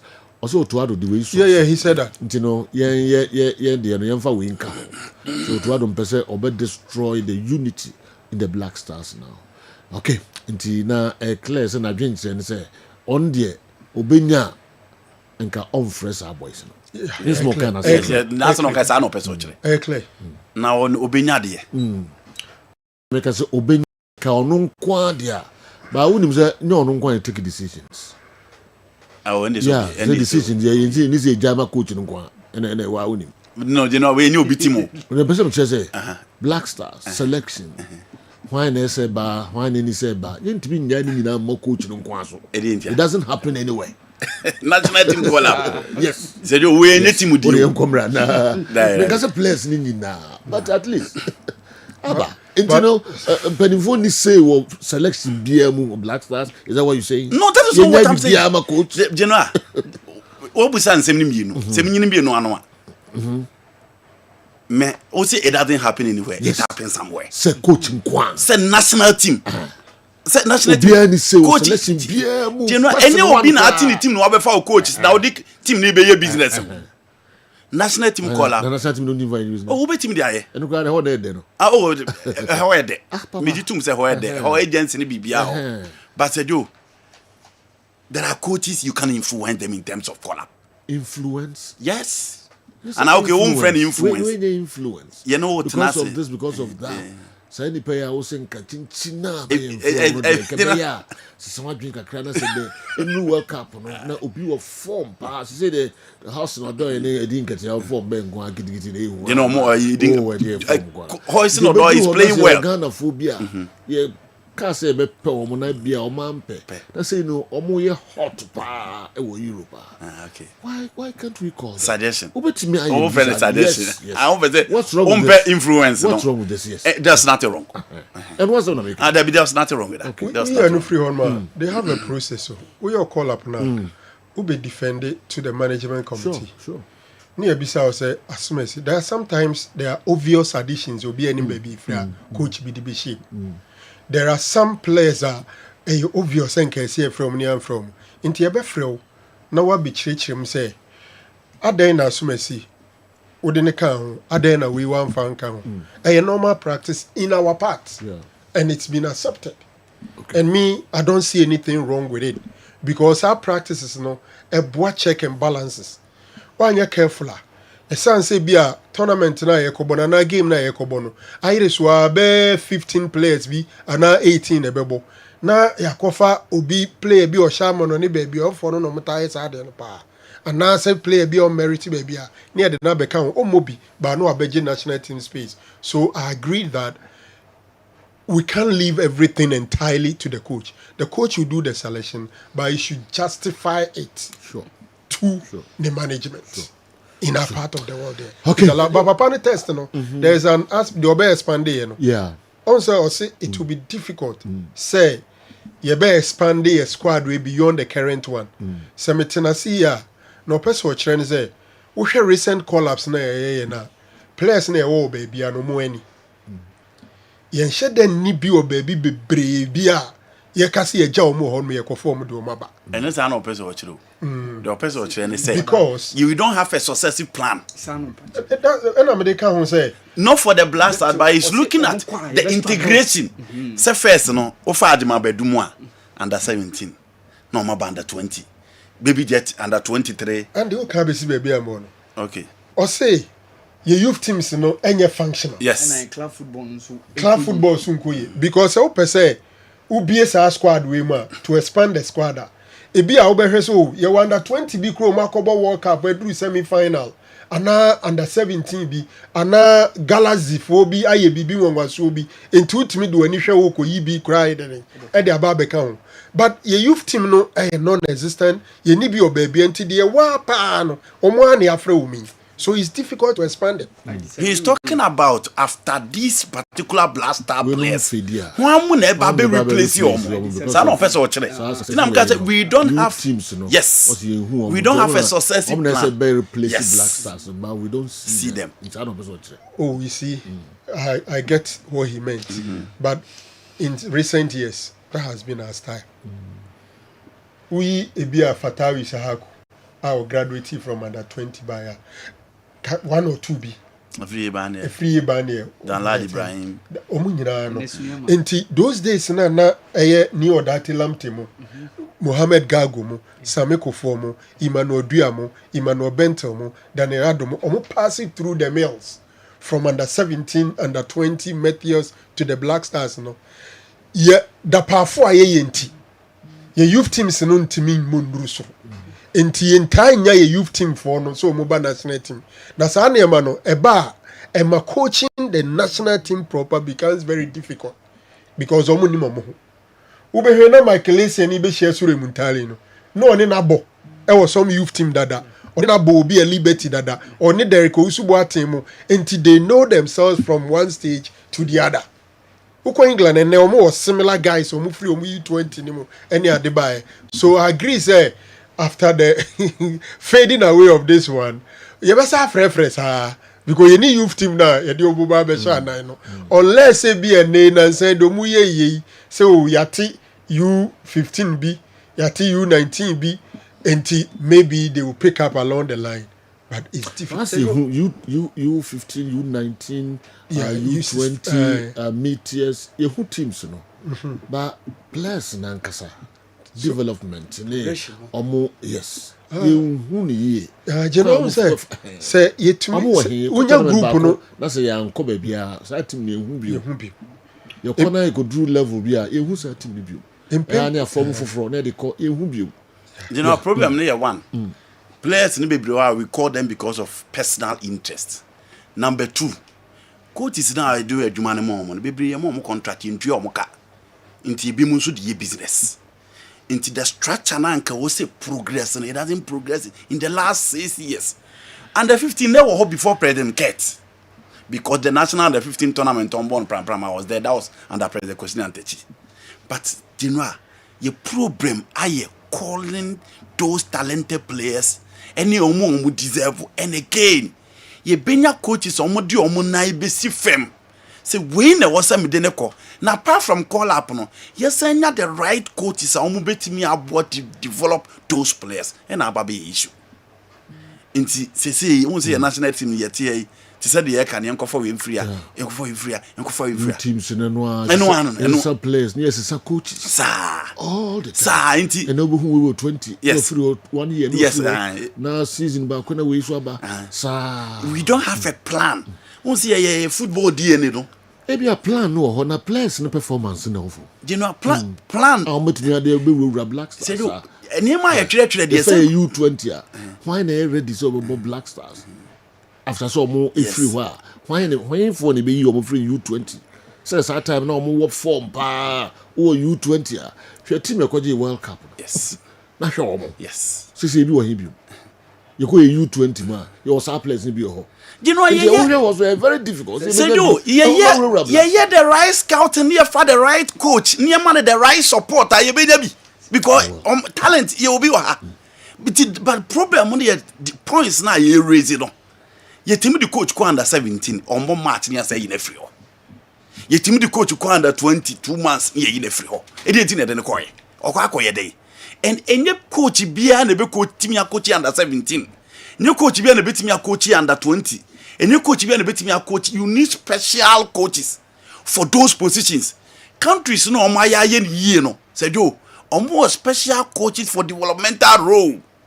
In the time na na under 15 and under 17 na ya dey no coaches na dey no coach ade yika afrane sasejosa took a few there were special coaches for those positions ko Brazil na ko Argentina omo wo coaches omo do omo under 20 nko Hugo Tokali was an expert in under 20 Jose Nesta Pekamen expert in under 20 Carlos Amadao before his death expert Ne Franco expert Rogelio Leronco expert into omo na ye expert was omo ye masters when it comes to development omo adwuma no into ye say do say ye de no ye so ya amfa ye under 17 ye hu say we developmental coach onu na betimi ye develop ni ye de naba ni ya man contract na bosom so ye tua ne ka into say bosom so ye tua ne ka ontimi nye business say do ya man a scouting team for under 17 ya tu omo nyina agu Ghana ye twa sika ye spend omo ho se sika na ye de nyina akogu blaster no ye ntibi so ye mfamra se ho ni ye sha under 17 ni ye wi a ye mpe coach o under 20 a continuity na nya den na ye de under 20 so ama no ofu then you come to under 23 ntene Ghana fo bebre omo refi Black Meteors bebre refi because the last major tournament under 23 in the Olympic Games the last time you could be 2004 and it said do sa brofo akese na ye mpanim fo twetwe ne de ye di anu achi di a ye beka se ye obibia ho but practically ye hu o park ne so Well, our kakra bi ese me dan mo kakra bi ba na fe the amount for to go park so the Africa now the Arab world now difference no eso pa e bi to kube na e bi to sashi bi to nsuo na e bi to abo say no me to go park so no difference wo pa ye go brother who needs guys in moment my god let the Google form one. United Arab Emirates. Yeah, UAE. Protest. I'm saying now match koso. Now my match. UAE fans got angry when they failed to qualify for the World Cup following their game with Qatar. Amid the chaos, irate fans hurled phones, car keys, and other valuables onto the pitch. Before the buy, one qualify for World Cup. No, but I'm sure iPhones Google form ho. We find the annual two. We find the annual two. No be any name pabwa. No more to go. Na ebi two more kaki ne go no. Kaki, no kaki se go. Yeah, okay. The kaki kutana no two. Just say the kute omo biya no. Say say never win a two park zoo. Na ye to 2-0. Say ni niska. Say money swine. Okay, kai kia da uti ya 4-wheel drive. This is a 4-wheel drive keeper. Hey, na yesika for the grandmother to side ya go park so. Yesika for na whozo who kro. Okoba bi na se bu onye happy about bibia. Obetima to the iPhone to ya go for. Say who TV see. Ne boys na beba soro. Eh, no to go no, omo fa wo kra. iPhone mono. Hey. Doc, we dey say wo pattern to kwani bia ga ngo fi no ayi. Me too ne be papa but phone boat no at we no afa. O patata. You said Arab Emirates. Va mburu mitri wo de bo no afa. Go for physical degree. No more cash. There will be too much. Cash. Too much.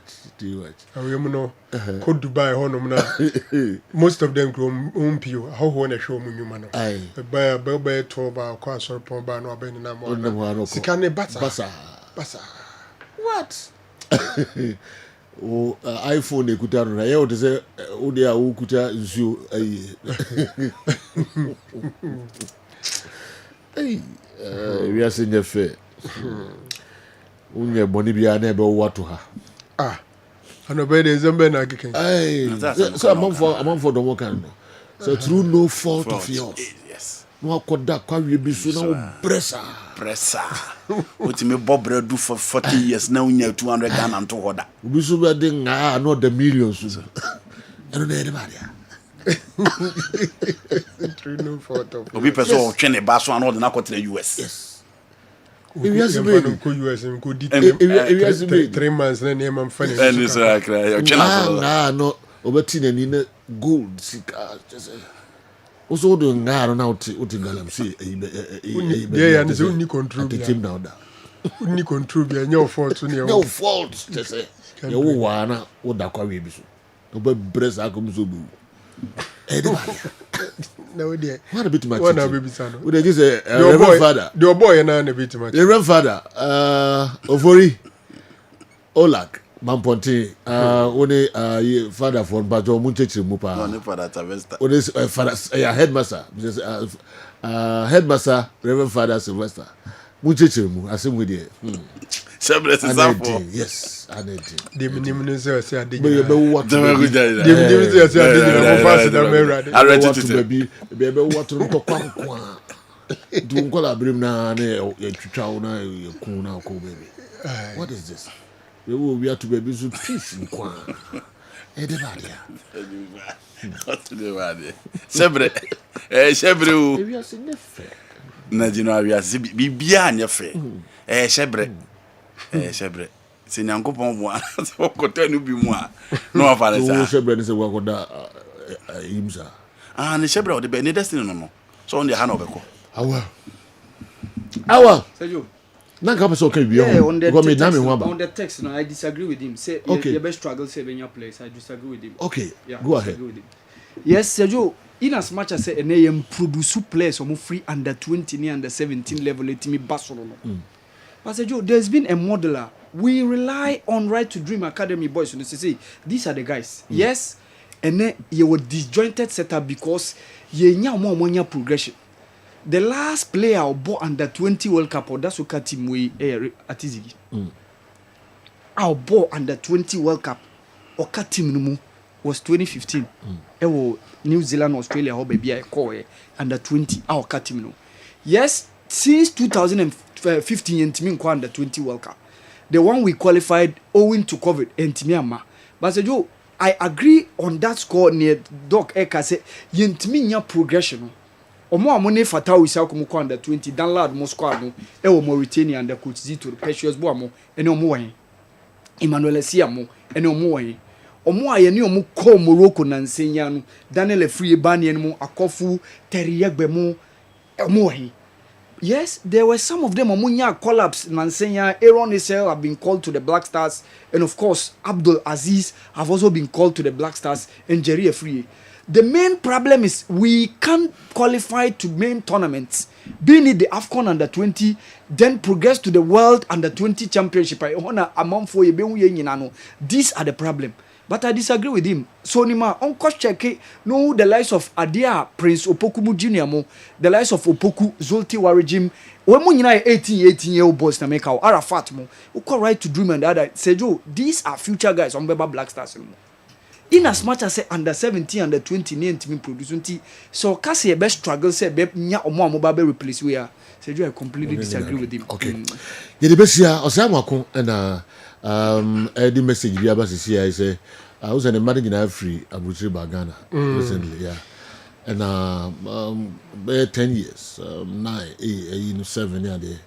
From buying once ni tontom ni debt ni hwanti omo wi omo papa omo bre o papa. This omo call back to base you know. Omo ye bibia na papa nka say mo anya ya me call back to Ghana no bi eja. Anyway, omo beso baba experiences had the beauty. High punishment. Nti obi na nka say me dum be call Ghana next year no bi eja do. Over Palazzo, and then I get when malaria actually Brunino. But Wow. that is unfair. That is unfair. That is So unfair. you can't do that. That is unfair. Osawago. What kind of credit? Oko yele se nkola no. Omo ade so say ade omo ba hu wa ha no. Yeah, dear pie, them yet try. Hey. All right. FSCI. Na ya na home raka crab ya ba. Binim say other issues ho a ya dey home some ebebrema. Kessben television Kessben 93.3, Kessben 92.9 Accra. Ba o say fa se show mu omo dey ade ha. Oh. Na say wo so wire dey say omo ba higher punishment dey. E na dog ka say no so enye papa. Yes. Fa show mu so omo dey ade ha. Mo say be order and say on time na. No.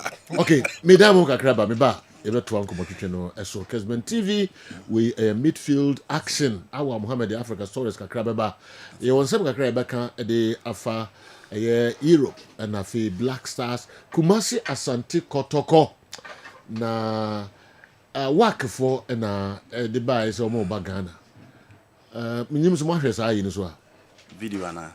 no message bi actually mo ko ba me show no TV no so na manfo mo welcome mo so mo mra no tell mo chi pari tari enya sem kitu akra. These things are normal. Omo touch it down.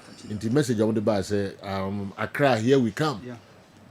And I hope On the private, on the jet in a bar. Yeah. And on okay. So, Mami ko fa change my advance dental party in Abaha for bare 2 weeks. They've had advance party here for the past 2 weeks. How more consultations, ATT from near quite interesting. Okay. Kotoko supporters no teach Kumasi for no dodo no ano e kire omo dopa e de ema Kumasi Asante Kotoko team no donations kakra omo eye de abo TV do match ne maso Kumasi omo be bo supporters na mo e ko hwe match no wo Accra ye kwaba ni nyina ho sensem kakra ne other stories e wa ha nyina no ye de bremo ni se mo amaye mo adwen se mo be se mo donate ni so no mpenfo no ho enche ye de penimpa na other supporters ni nyina ano number no be mamo ana means bia ye hwe ni muso betumi aba Accra se otumi ba dia na ono ankasa e de sa appeal no e de bremo meko na mene abi edi social distance na be boa pa ube drum had social distance be boa papa because pressure e ba so ha no ahmeti na wan kasa na em so hu di ntino de be sibia no member me complain it all right abi said na ode yawana naro ade bese me ade interact naro eh paso me my gra 10 seconds repeat yeah also who credit but ode yawana Debio. now they say Person who the entire person. oh I say me di abna Miss me the cabina. ode kwabna Cabino so answer. ena me mpe okoko be Okay, eh. sorry kwe Na se me. Who the nani? Me say open na. Who the nani? In yes will be on one son who say yeah we do. Sir. Yeah, there be a war shot of bahano. Unya sakwa. Baby I'm Also on pekobna. baby o tea. Baby Baby I'm tea. Maybe I disqualified. Also I'm sorry I'm in for also de camera. kwabna Yeah, me na mkofa oh ne. no wonder okay No wonder. oh kwabna for ne abra pesere by your quick tempered Me ire so ya no bra. wonder so pesere me no transfer here na unza me quick. oh na me chese o pesere but But anya dey aye be quick temper oh ye dey a obi Akra. Ye me enu kire say you are police why you wrong. it's wrong Because me am quick tempered. we are quick tempered and wo o ma farmer wo so Aye. but we dey naturally Oba obi your o. character Me nya quick temper. We we Me ire so ya bra. oh okay and if you onye That's a problem there. well ma me dey count minimum okay. Eh una me no to ne anko a me yale So oh yes that's Tino wakotra buchi no ba ha enyi we nyina. on trabuchi wa all right abi tonchi ane awaba awaba and Thursday yambo chan Friday Yeah. if we na ko bia 2 for amemfa ko boy Okay. adwaman oyede obi anko boy adwaman aseme na okeka we ko weekend dey ntin ene kra ya nsu ato obi 2 for amemfa that's wo yira ko boy adwaman jaisa David asempa na make a show no jaisa asempa na make a show no abi jaisa asempa na make a show no really ti okasa me say ewiase bible mu be ma na ne tiri mo den David ono so na nyankopon do no obi otimi eye ne niema ne nyankopon do me do fo pase wotie me wada roma mpaso agudie bua ma onyini che mpaso agudie ebua obi yire ne kunde se nya dwaman oh the as eno de san ne na make us watch ne ho a kona ko boy adwaman obi tufu amenti jaisa so baby obetwetwe no se ma one ne nabia me sisi nachi esan sam ye mema nyina jeje wonti ase be hia wo court mi amete me mema nyina mpana mi amete me mema nyina eyire eno nti mesre mema nyina se mo mpaso agudie die memfa ni agro wada roma empaso agudie eyade a ehu hia ma mema pa eno nti metu ma nyina afo se wa bresa de kro na se odofo ka se me dofo pa me kon do me pese me tibiwe wa himfi aduane me pese me dibi na me mea me nua baba mu ma no no one woni mpaso agro esan se beboa no ama na ho odin akohwero ebeboa na ma na dwumu no anadwo bia be ma sori dwene be me bia sori dwene anadwo de niam atutu yie enu nti se wona odi mpaso agro na eboa ema na dwendwen no ekoboko odi bibia tutu yie be me bia so otadi mpaso agro bia de breda ne prostate amodin ewom me betan ma me ka se na wotwe bia wantimi eni mpaso agro kra na nya 4 to 5 times a week every man be me bia 4 to 5 times a week ene oba eni mpaso agro eboa ma wonyini che eboa ma wa hoodin ekosoro eboa ma mogya ne edi afursan woni padua no eye eboa boost immune system eboa ma wutimi edaye eboa release stress bia efri ni padua no emu hompere na apede na mom so obetimi edi sa adwuma we nyina de a wo hia backup wo hia lawyer na lawyer no eye adru efre ni tonchi herbal capsules eye natural herbs natural abibidro krojen ye haba meya ye nua hini ya ye nubne ya na doctor wasua de na wonimude akeka aboma ya ye edro efre tonchi herbal capsules emmemme dro tatashe memenka du bone enche madofo esanse mema so mebo mese memekra mema na mdo mutu ye te se akra foforo mejije mema so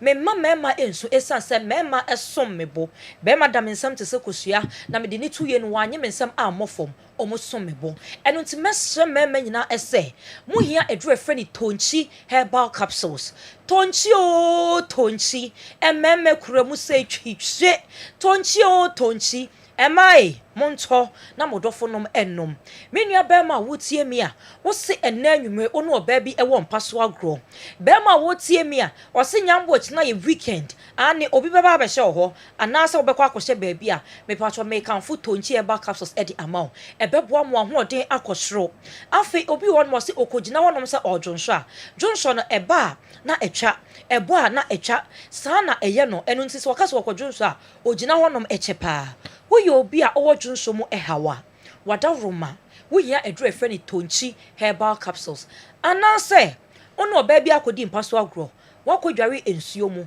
wakotena toilet seat bi so ɛna wakopeke bacteria bi afri hɔnom se ka se toilet seat ya na mebusa ba ma bi se sabi otafra che se ya na motena toilet seat ne so a mo ba de no e ba abonte anase ko se depend de one kasa obe feel comfortable ɛna oye no and sa position ni mienu nyina nso no oye de a ebetwi toilet seat no ano mesrew obekwa akopeke bacteria bi ama ensansa egu bema iho ama bema iwaposa amafo na efon etimi di ohaw ebre wo hunsuo ema wo hunsuo emoa na ewo mu no enye moa bone metwe enkwamo no mepacho oma ho odensam ekofom ebitimi ewuwu duduo na ewo se ewo ensuo num no efri mu eno nti mesre mema nyina se wo ye bema wo no oba edi mpaso agro in and out ne nko ade problem bi betimi aba na mom entwen ema no emansa nom edure frɛ ni tonchi herbal capsules eboa bo ho ban every problem biara eho no na eboa ayiyi entinum ade amaman efin wadua ne bone bi a wodi ya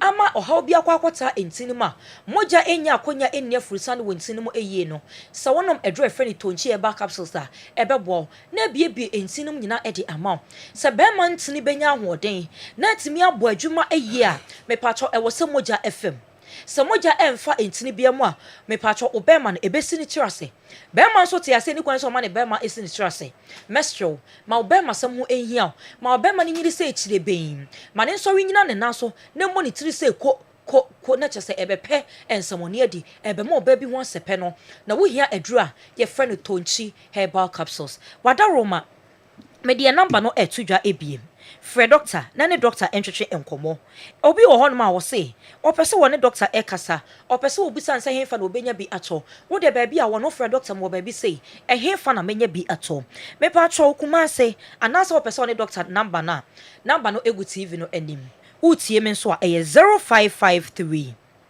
51 11 59 0553 51 1159 o akra so a na wa frɛ 0248 850081 akra 0248 850081 me pacho onipa biara so wotamale na sa wo pedro ni bi ato a me nuanom tamalefo ye duru honom emema mo honom a mo se mo pesisi mo den na mo dia fesi mo pese mo sisim eye say tawe wo pese wunya anwoden na wo de bo adwuma te se machine di twa broxa wo ye be ma na wa step it down me kire se wo free suru honom aba wo fra bruchi aba awono am asabi otafracha wo be ma amoa me patcho me kanfo edure frɛ ni tonchi eba capsules edi amaw wo de wo abrochi afrɛ ye be package hu ne de abrɛw ebe boa ma awono a adewa ma obe ma na fon obe ma no problem aba entimi enyina ne nanso eyie no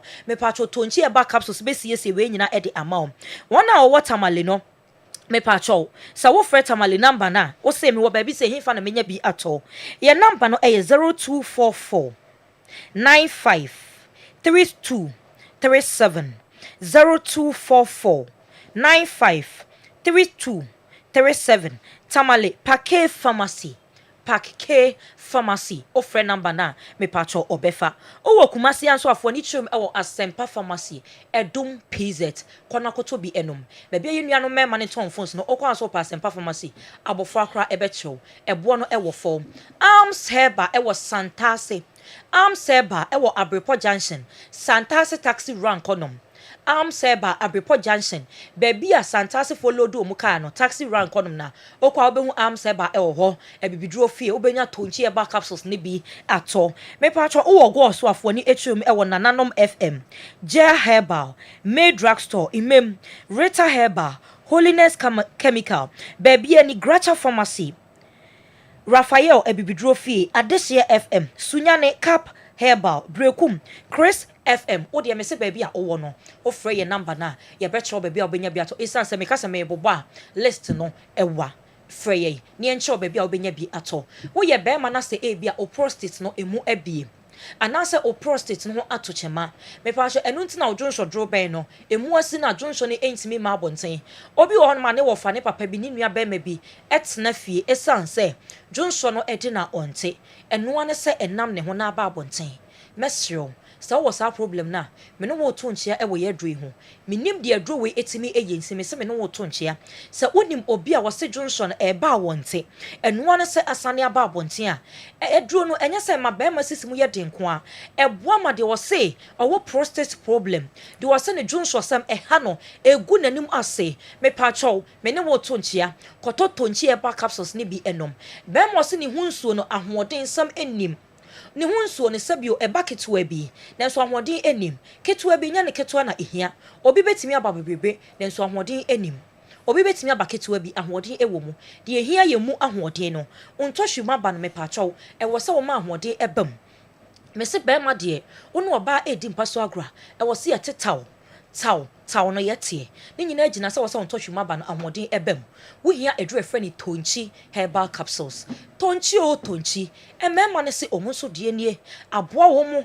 ama bema bi o se ne bema no afon no aboa na size ne bi aba beka ho bema bi a wo tie mi a o se ne bema sam ese ne trust no tonchi herbal capsules ebedi na asem ede ama no tonchi emema yi monom na musisimu enye sei tare me se enye sei twan te se gadam sei for cham fine sei den bema wo se wago bema ne mema sam ese ne trust wona oba ne di mpaso agora omudi mpaso agro na ne ho adwojo ya papa ayesa wo pent makọ ba bi no afa trotro e bo trotro egina na egina mempe enu tumi da bi rada isi da say me fa straight forward me fa dem de be kwa koduro mempe egina enu tumi ka kire me nyina say wo kọ na ho adwojo no wagina na wakọ na ho adwojo no wagina na me patro ye mpe wo hia edro efre ni tonchi eba capsules ebedi wasem edi amount ebeboa yi efi bi afri entininim na moja no afem sade be ya o hye adwuma na se a me patro o hye anwuma pa na se no fa kwa wiye pa se wa hyempa so agodie anwuma pa na se a fa kwa wiye pa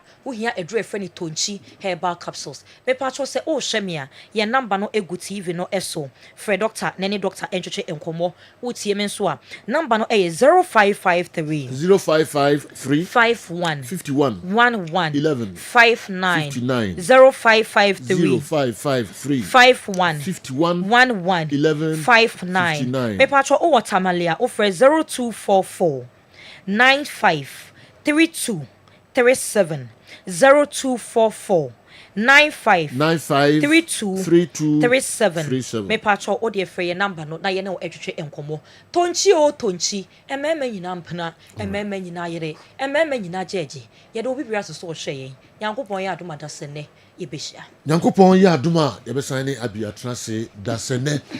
All right, ebedemasi na fei ya to aso awa Muhammad Baba Transi na fei o de Africa Stories no afem de amaye tonchi capsules pebito bebi ebi obia no pebi nato na ebeboa oye papa enye asem ketwa kra afei ena awal Transi na before sa awal be Transi na o de Africa Stories no ebeba no mpamcho amuzu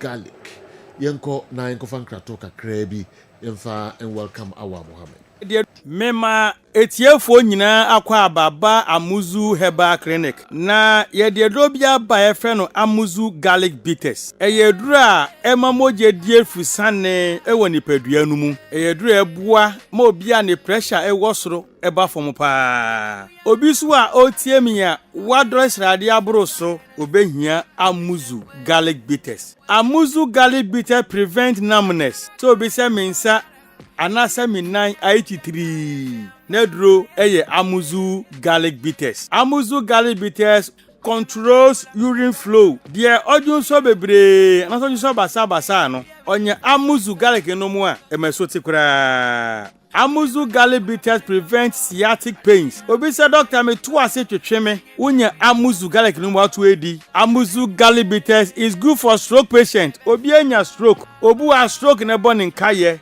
Wonya amuzu garlic no watu edi. Sa medre na sofu bi onya stroke for years. Watot wa mienu panom. Ai na wetimi asore ananti waka. Amuzu garlic bitters boost the immune system and fight infections. Se utie me na se uyo chembe wu yare biya ba bekrawa. Kopa amuzu garlic no mu en ne mo ho ye dene. Na kutie nyarewa. Amuzu garlic bitters prevent body weakness. Obu ha ahomre woni so. Amuzu garlic bitters dilate the arteries ebiabia intinimu mamoja ediefusani yie pa. Amuzu garlic bitters support the pancreas. Amuzu garlic no pancreas ho ya de ne modidi a ekotwetwe sugar na glucose na mu no me so te mass sugar eba normal. Amuzu garlic bitters improves vision. Obu oho a ne pressure was with man ade hunu wo form. Onya amuzu garlic no mo ebuaw ma friends woni na eye wisi no we hu ade yie pa. Amuzu garlic bitters prevent palpitation. Nipa bia home ban sese home no e wosu bebre sa kope amuzu garlic nenom. Amuzu garlic bitters prevent insomnia. Obu ha obre pansa wada ye frade bi zinc ene sulfur e ye rich amuzu garlic mu ye ko gu mu a na my body ne home na home bo se nche na wada enti de na ho edi ma no kope amuzu garlic bitters nenom. Amuzu garlic bitters rich in allicin and selenium, which helps improve blood circulation on the male sex organ. Inti bema osi oda humachi antini bema nkano. Kopa amuzu garlic no mwe. No moja ni die fusane enko bema no hunadachi ya watini nka. Amuzu garlic bitters is rich in agioni. Ena musa agioni ninti ebo ema awodi akwa no ho ban. Ema sebuo, ema kosu atuo nyina no, emani nyina kosu kama. Iti oba obu ni se a embe yie, ube hia amuzu garlic bitters. Oba onpese na wo eti konsu hia amuzu garlic bitters. Uko drugstore, pharmacy, anase herbal shop biara, ube nye bi ato. Upe drone se mi se bi nsu a, no afra mi nama eye 0247 776743 0247 77 67 43. Amuzu Herbal Clinic, Mauji Hiochalo. Amuzu Herbal Clinic nkrato kakra na Dr. Amuzu de abre yeno babia ubenya Amuzu Herbal garlic bi atobia Amuzu garlic bi atoro ka ho na kope bi na ebeboa papa garlic munim se enya sam keto akra eboa di pedua no yi papa Dr. Amuzu of babia. All right, our Sergio mamimra na minhwe Africa stories no kakra na ye train some the other local stories no better as making so e kra no the local stories no atwaso tentem e de ama yen mamihwe de okay Pfizer UK and the way and so Pfizer I say that Karaga guy was the same person to say dodo about AFCON some time ago. His utterances towards African football is clear indication that he doesn't have an iota of respect for us. Tell him we all watch him play in his heydays at Liverpool and for the English national team. He wasn't that exceptional. I expected Dr. Franco Naro to reference that earlier statement. Faisal would we if UK and Abekan sa and remember other messages no and so but way and so on the free program here at home. Also, I do good afternoon to you and your sports crew. The decision of CAF rules that resulted in deduction of points from countries who obtained 19 points and 21 points should have been challenged by Madagascar and other countries just because one country pulled out. Countries were struggling hard to qualify for the first time. This rule doesn't bring any meaningful development to African football, and it doesn't give hope. Neither does it give confidence for the future. This is nonsensical. This is nonsensical on the part of Franklin Udwe Ifritema, Gulf City, and Abraham rules no among frontier say crowd our say ubi akudini meko ma ubi ne be free home free no still no montia say even though omo year no 2021 right 23 or 21 23 countries in are aware of this. Yeah. You know, and I feel Eritrea free man of Gofas Amra by Kingsley Tamale. Yes, their inclusion won't win us the World Cup. But my question is, in case during the collapse for the World Cup, and these guys are on form better than those who fully participated in the qualifiers, is Otoadu saying he will still do away with them? Okay. Still do away with them, present ordinary players for Ghana to perform poorly, whilst he may lose his work, and afterwards tell us he went by the decision of the masses. Kingsley Tamale, anyway, and so Abrey. Well, I also umpe if you do baby na form no a chain players now wanna obey day. As you all know, that we're not going to win the World Cup. We should ignore those who were not ready to play for us and focus on those who toiled for the qualification slot. At least we need to appreciate them. We every Gode, Agric in Zima Senior High School. Gode also there, no. Well. Sergio, yeah, work for no attach it down. Na yebehe what will happen between them against Kumasi Asante Kotoko Nyameboa on Sunday. But Sergio, one thing is Kotoko have some favorable records against Moroccan clubs. And Sergio, and one of the things I think say very, very good with regards to Kumasi Asante Kotoko. Omone work Ebabeshia Nyameboa Sunday.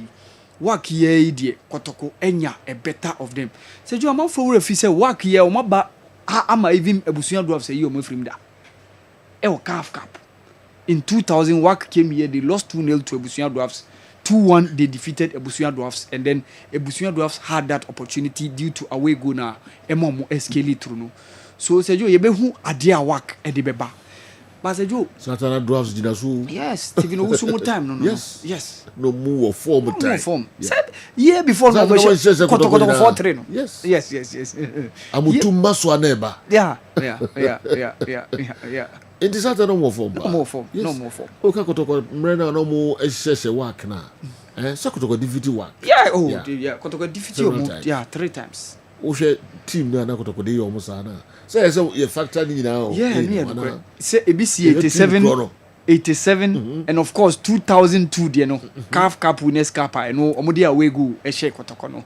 2-1 here and then 1-0 win now munya no. Ewo ehonoma. Omode ebiti, then of course Kotoko drop into the CAF Confederation. Ekoshia so no on their way they met work 2-0 here 1-1 draw ewa way ena Kotoko de ediko wremu. Far about in so abahada ama Kotoko eyi omafrim. And that was 1990 Kaukab Marrakesh so abahada. Here na Kotoko ewo on their way to the final against Zamalek no Kotoko eyi omafrim. So Kotoko has some favorable reports. Where's my assignment? Yes. Na Kotoko teams normally friends saying our countries in Africa no. Ni years and any players no. My assignment no hold money. Yeah, 87 no there. Say oya na Safu Jemfi no mo time no. Saramensa mo time no. So say your squad no na nya de Rauf Idimo. Oya omo ho a opoku ntimu. These are big stars.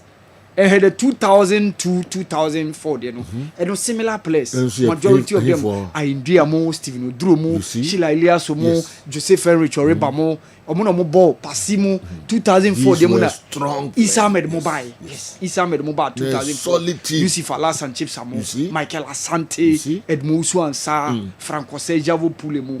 A very strong squad. Charles Taylor was also part of the squad. Said you are very strong. So, comparison to these days. Sergio, no problem. Comparison to any days now. Sergio, Adia must steady say. Arafone who says, say, okay. First, no, omo book close game. Even the early team that helped Egypt to win 2006 AFCON. Sergio, omo ba oboasi omo ne kotoko. Omo kamoto chum. They made sure said they wouldn't concede, and that game ended in a goalless draw. And a second leg, we fought 18 minutes. 4 goals. Even that early team that were confident enough to meet the likes of Didier Drogba, Moni Obia, Omone Ivory Coast, Omoshia Obia, Sergio Moshomo, left, right, center, the Senegalese team and the likes. But Sergio, say Arafone will say, and check what ESATIF came and did to Kumasi Asante Kotoko. Accra Sports Stadium during the CAF Confederations Cup. Kotoko after losing against Al Hilal, drop. Mohamed Amoura or shared 10 goals Emma Algeria during the recent World Cup qualification. No, a local player by then. He was one of the guys who were on target for ESATIF on that day. And said, Joe, the last time Kotoko won against an Arabian side was 2020. That was 5 years ago. Yene Etoile du Sahel, Ewaha. And no 2-0, no the Augustine Okra, and of course Richard Atta shared 2 goals. No, Emma second leg, almost share Kumasi Asante Kotoko 3-0.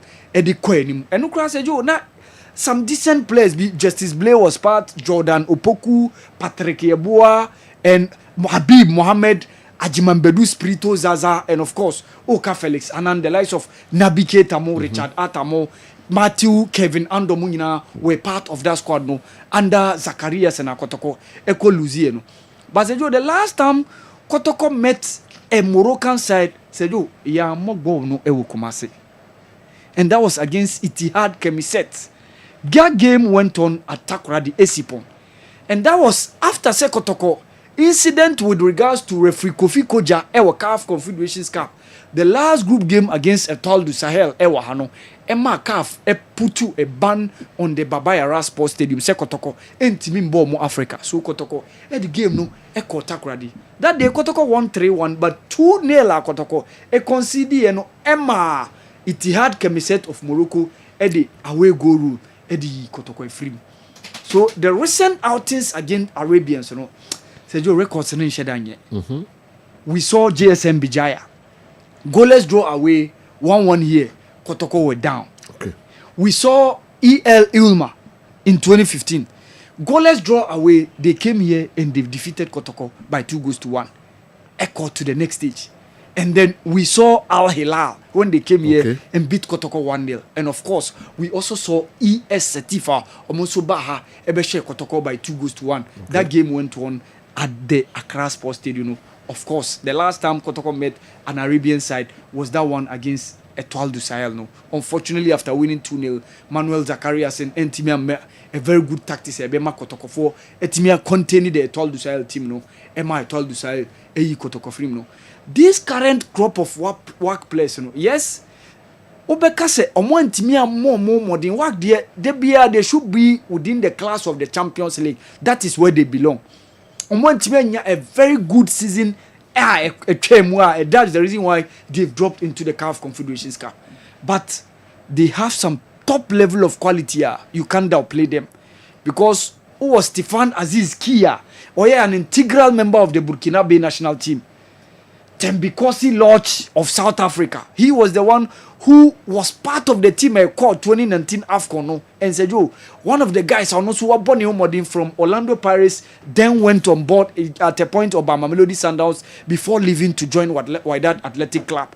Okam Mohamed Mufid, the right fullback, and of course, former CS Constantine striker, the Botswana international Mika Tomisan Orebonyi. And then the recent Togolese one, Congolese midfielder, Omoko Fanaban. So, Murefi Zuhair Mutaraji. That game against Alice was one of the integral figures. So, this current crop of work players, they will be a hard nut to crack. An easy game. Okay. Mijitum say, work Eba they struggle to win. Even House of Folk team that won under coach Samuel Boduno, they beat them by a goal to nil at Accra Sports Stadium. But unfortunately, say House of Folk echo in the second leg and Omuko Luzu by 6-1. So your game no better. Honestly, I see Wak Omobe Makotoko a very good run for their money. But interestingly, Wak Ebaha against Kotoko Bia, they don't concede less than 2. Okay. Say Wak any Kotoko Baha Bia Kotoko at least 2 goals against them. Okay. Let's hope say the tradition will continue on Sunday. A very, very difficult game. Major say Coach Karim Zito, we had the calendar year 2025, we be the biggest game of we had calendar year, we be the biggest game of Okay. Because when you are playing WAC, you are playing one of the traditional giants on the continent. And who even the CAF Confederations Cup fixtures now, I think that probably the Kotoko WAC game is the biggest. That's it. In terms of the final eliminator now, Kotoko WAC game is about the biggest in that game now. Okay. There were more I be can for before Yes. Sunday game no or Accra Sports Stadium. And you share that story. Sɛ yo Alan Shearer ne say ɔyɛ disappointed say Yuan Wissa aba bɛbɔ the recent World Cup qualifiers in Ediama DR Congo. Now Yuan Wissa Newcastle tour no say you injuries ebe ba na fanti yenya hun impact so far within Newcastle setup na ono obeka che ne say on prioritize the club over the country. Na che say on ma club no ehun hia no enchen ne man nti ono ka onya ka Yuan Wissa mane kwa AFCON 2025 ebe sha say DR Congo qualify amobe kobi. Say you this makes me believe the reason why obeti say English press nkwana edru AFCON ya no omo say menya problem. You don't see much of negative talks from the Spanish press, even French league na debia ye bo AFCON na omo ye much more team amulu na league amuluzu pa because ye bo AFCON prempi dodo na French league na deeply affected because omo supply a lot of players to the AFCON. Passenger, you always see say the English press omona debia omonya negative thoughts. We just saw Jamie Carragher speaking, and then Alan Shearer also telling Yuan Wissa to prioritize the club over the country. Na manen kwa AFCON. Say for me, I think say another utter disrespect to the Congolese international. And now Morocco are qualified. Yeah. Now they are into the final of the Under-20 World Cup. Yeah. 1-1 draw. They scored first, and the French team equalized. And they call post-match penalties. The farthest African country I could do Ghana there. Yeah, Ghana. Yeah, and only okay after no. Ghana co final da. Okay. Even before that, Australia 93 and Brazil eco final. And of course, ye who 2001 Argentina. Okay. Ni Argentina koya moshe. Yenya 2005 Argentina against Nigeria. Okay. Ni John Mikel Obimone tai womo Sani Keita mo team no. And Lionel Messi so Argentina squad no. Okay. Omonso Abubi. Okay. So Morocco so omonso ababe card list of African countries omako into the finals of the Under-20 World Cup. Now, that only Ghana kwanaji. Okay. So a win for Morocco in the final against Argentina will make them equal Ghana's record of becoming the Africa's team to win the World Under-20 Championship. Yeah. Honestly, Seju, Omaya, the idea Morocco for Ninye, Seju, and rocket science, performances across board. AFCON Under-17, one of my champions. AFCON Under-20, they were runners up. AFCON Under-17. Yes. Morocco champions. Yeah. Wow. AFCON Under-20, runners up, South Africa na shom. Omo do final Under-20. Under-23 ye corner and see omo no moje. Chan tournament. Omo the last time Algeria due to diplomatic tensions. Before that one not two Chan tournament ye bo omo no moje. Omo ba afi we omo sababeji. Now check the women's football. For the first time, they play back-to-back women's AFCON final. Being into women's World Cup championship tournament. No munko bida. Last women's World Cup in 2023. Across board. Now check the club competitions. Performances are modernity. RS Bekan are CAF Confederations Cup champions. What are they doing right? Yes, they are investing.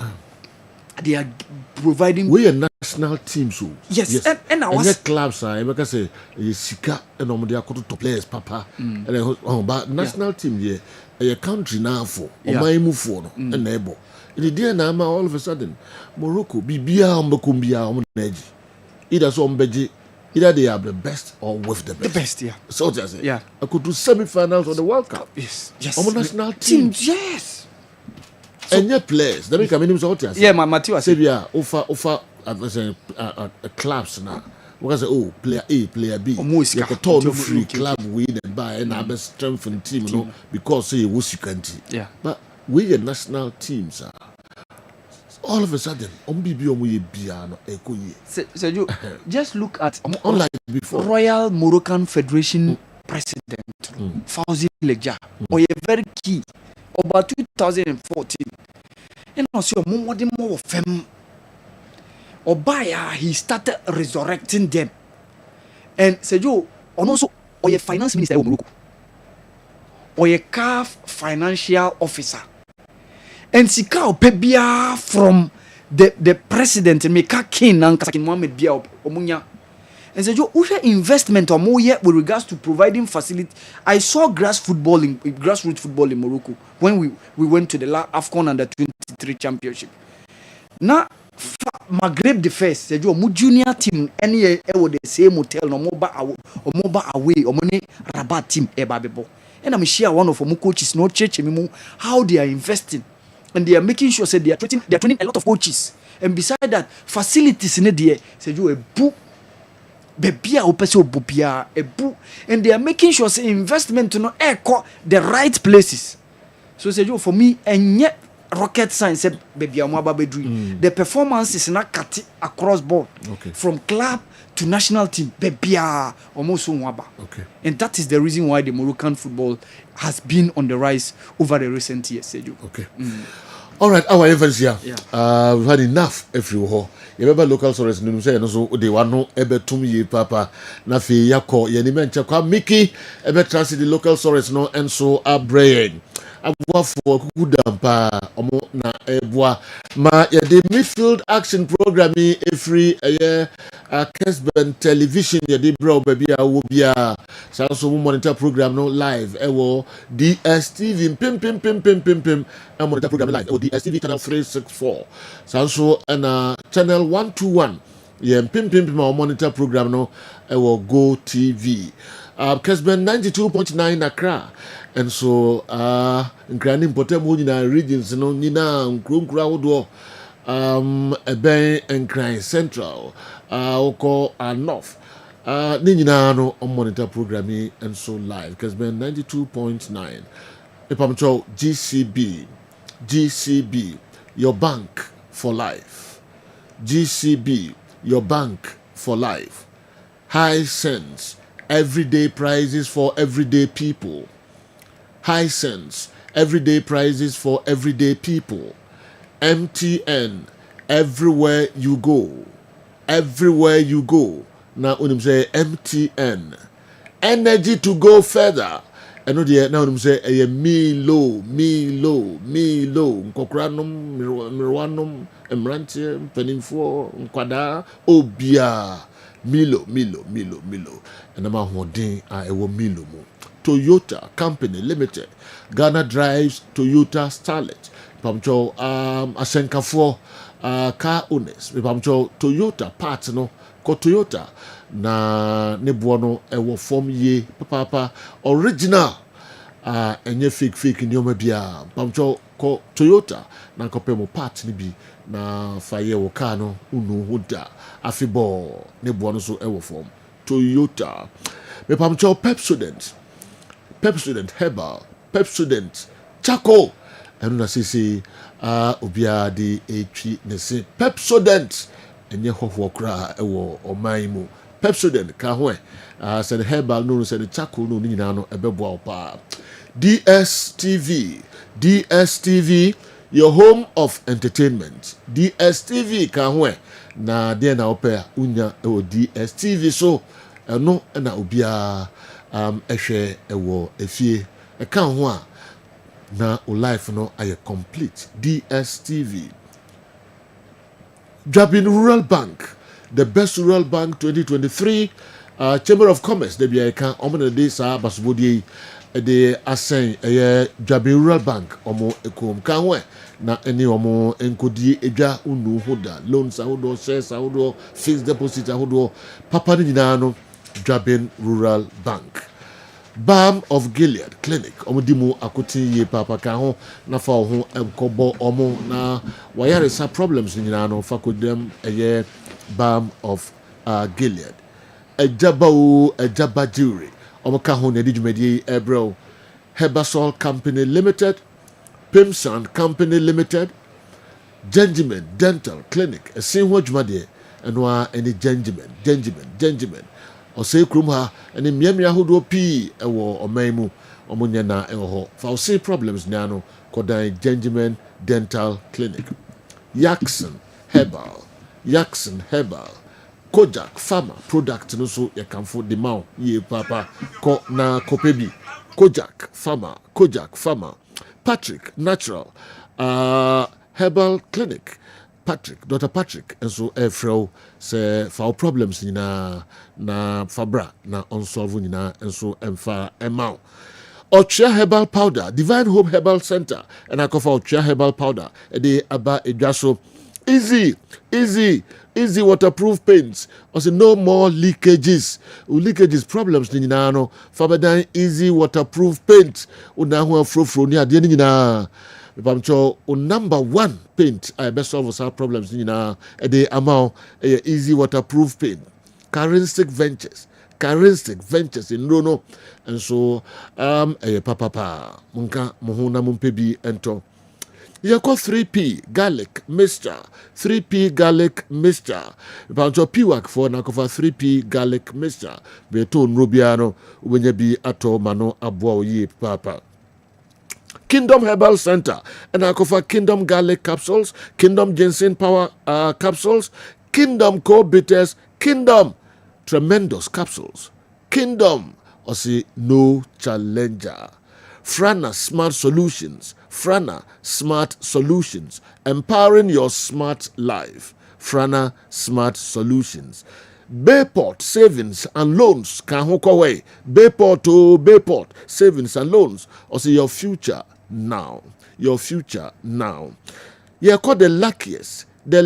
Called Mickey and Chenode and Hunsem Bebre to Edra. You have the chance to change your life. You have the chance to change your life. Or say, luck is everywhere. The luckiest. Omoka home. Yedi sa jumedi yedi bremo. Tonchi herbal capsules. Omodima kutin pa yedi bremo. Kahona pet tonchi ni bito na ebeboa oye papa.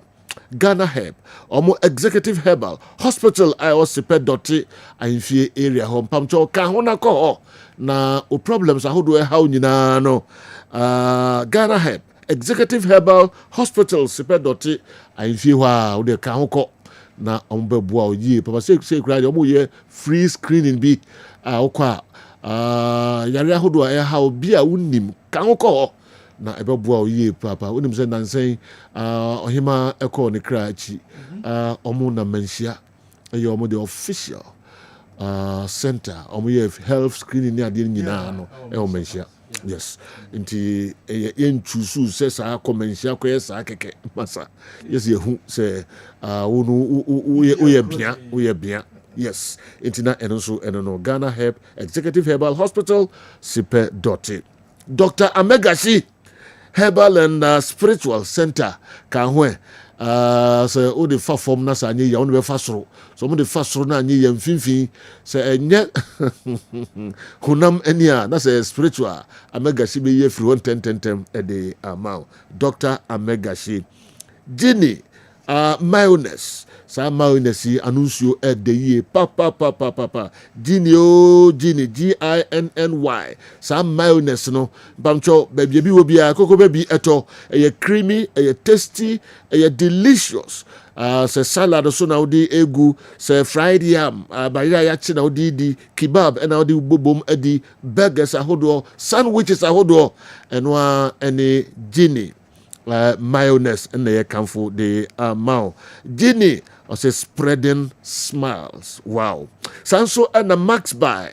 Omoka hon de this our programming ya di ebro baby will be or say save big time with Max Buy. Omo na kofa Infinix phones ahodo ede aba dwamai so sanso and a TV set ahodo de aba refrigerators omo de aba dwamai so omo bo no so wo form ye papa and omo anyoma no quality no wo soro de kan ho na come Max Buy na oni omo enkodi edwa wenum ene afoforo pi enchem beti omo nyina anka kan ho fa ho bedom midfield action program no na unu ho da so do ho ebedom yen Kwame Mickey Atrase.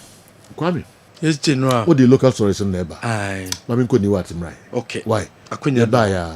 But over Atrase and for pam no hwem sa. It's scary. It's scary. Yeah. Scary chese. Ehuname. Sa. Yeah. Ne de bia sa ehu. Na masa de pam no badia. It's scary de bia mehunahuna. Modern ne kokko shipa. Ne de bia mehunahuna. Moda ni kokko. See ya, me ba see ya. So see na se kwa ma me Mike ni say. Ko se tre we jina so a. Eh moda. I say, oh, like machine and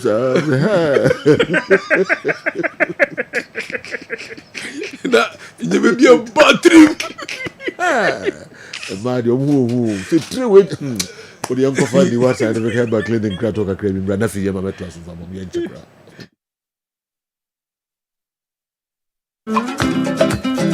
Suffer Makwaba, about Neward Scientific Hospital. A team of medical scientists. I agree to your boom near the infidel was war. A juma, oh, Yasue has it. Yasue had it. Yes, I'll buy a Sabi. Near time a good amount, said the Coconon. Name boom, you do two a fiducial. The Mephidium Mushimu, the Mium at the Potier, the Yadian Breo, Nesamium in Ya, Yarene do in the piano so. The Venezuela Yama to Yariasi, what the editing said. See the baby as a what to Yariasia, which in two ascentem. Open what scientific hospital, Dr. Phobius Yajumani say. Enubuna eni no tan a obo ade e de dwumye no yenye mu nhwemu na fe enwenu akasa wo ma friends phytochemicals no ye extract say enwenu no na ye mfa frem no emfa emao e bia o kidney no yare abem o kidney no essay yanko na Ghana ha ye de take ahaban e de dialysis a o kidney no asay akodu dian kura no a nyarehemu na nya didi na fo ni kirem e woni what scientific hospital bofra ban e boye ama wo diabetes ye de bofra ban e ne nyama bi efra e de mawo a e be bo ma diabetes na o sugar e cost pay no eno so aboa ama etimi abafum e bia na wo hwe misisi e na o problem pa e yo mema sem da bi wo no ma onya tenkan kwa so ho ba beda obo so otimi nya hode ne pagya na wo ba ehyiemu a ehyiemu na adwo e no bo so atesene be ma no ensore kra e bia na e no bia da so a wo nom yo ba na utie me na se e ya wo no problem e bia na e fibro na kosi a wo no kwan ana wa kwa ya sabia doctor si ensuo be tata onkosie mo ovarian cyst ana se fallopian tube no e na block ye obebu okura wo sebu ensisi so ni nyina timi sinyi se ho kwan be ma bia na hu nsuo e na wo form nkwawan e wo form low sperm count na wo okura be ba be ne hu nsuo mo no na emo no be friend se spermatozoa no ba kokura we nyina e ha esi awo ho kwan a obani what scientific hospital a enfidi ade ehwe wo be da di amia wo se problem bi wo no mo a ne yetimi hu aduro na afi aduane ye be kyerɛ ho adi pressure ti amo akoma bo periperi asem kura si ofie ntimi mo amane obi nso hwe me na ne bia stroke akawa tompam ye kwa wo ye ba wo nso ntimi o kasa na pampan boni bi akire frɛ no halitosis yade ba ko a ya no wan bi obi opewase obetimi akade akire wo a ade bedi unya o kasa bia na obi atwene hwene o koda na nyimre o da o jonso antentem ye papa mo mpanifo no e free 40 50 60 years e kwa ni mo no o prostate na ekese prostate enlargement e ba sa o da o jonso antentem o jonso bebransa na ade ache e mane nka chi emye kofa catheter ahoma nkoto ba memo abusuafo bi ebere ni nti menya adagye amo ya de dia nyadidie se ni what scientific hospital Ghana ha de o pa ya sabe ya dia ba frim die fidie e de twe enubena e na fa ho de ni fra haban mu e de sa o ya de ma wo a na e ni what scientific hospital yi wo Kumase atonsu Monaco junction ya Dansura bank no ene bi ene mehwe enkran so ye o ma 7 ye ben Janet Konadan no 0244 087687. In case you are watching us from any part of the world, whether you are in any African country or you are watching us from Europe, you can contact us on WhatsApp +233 244 087687 or on Google Map. Just type Niwat Scientific Hospital and you'll be given the exact location. Niwat Scientific Hospital. Nyanko Pwanda Rumenti Wamoto Ebeba.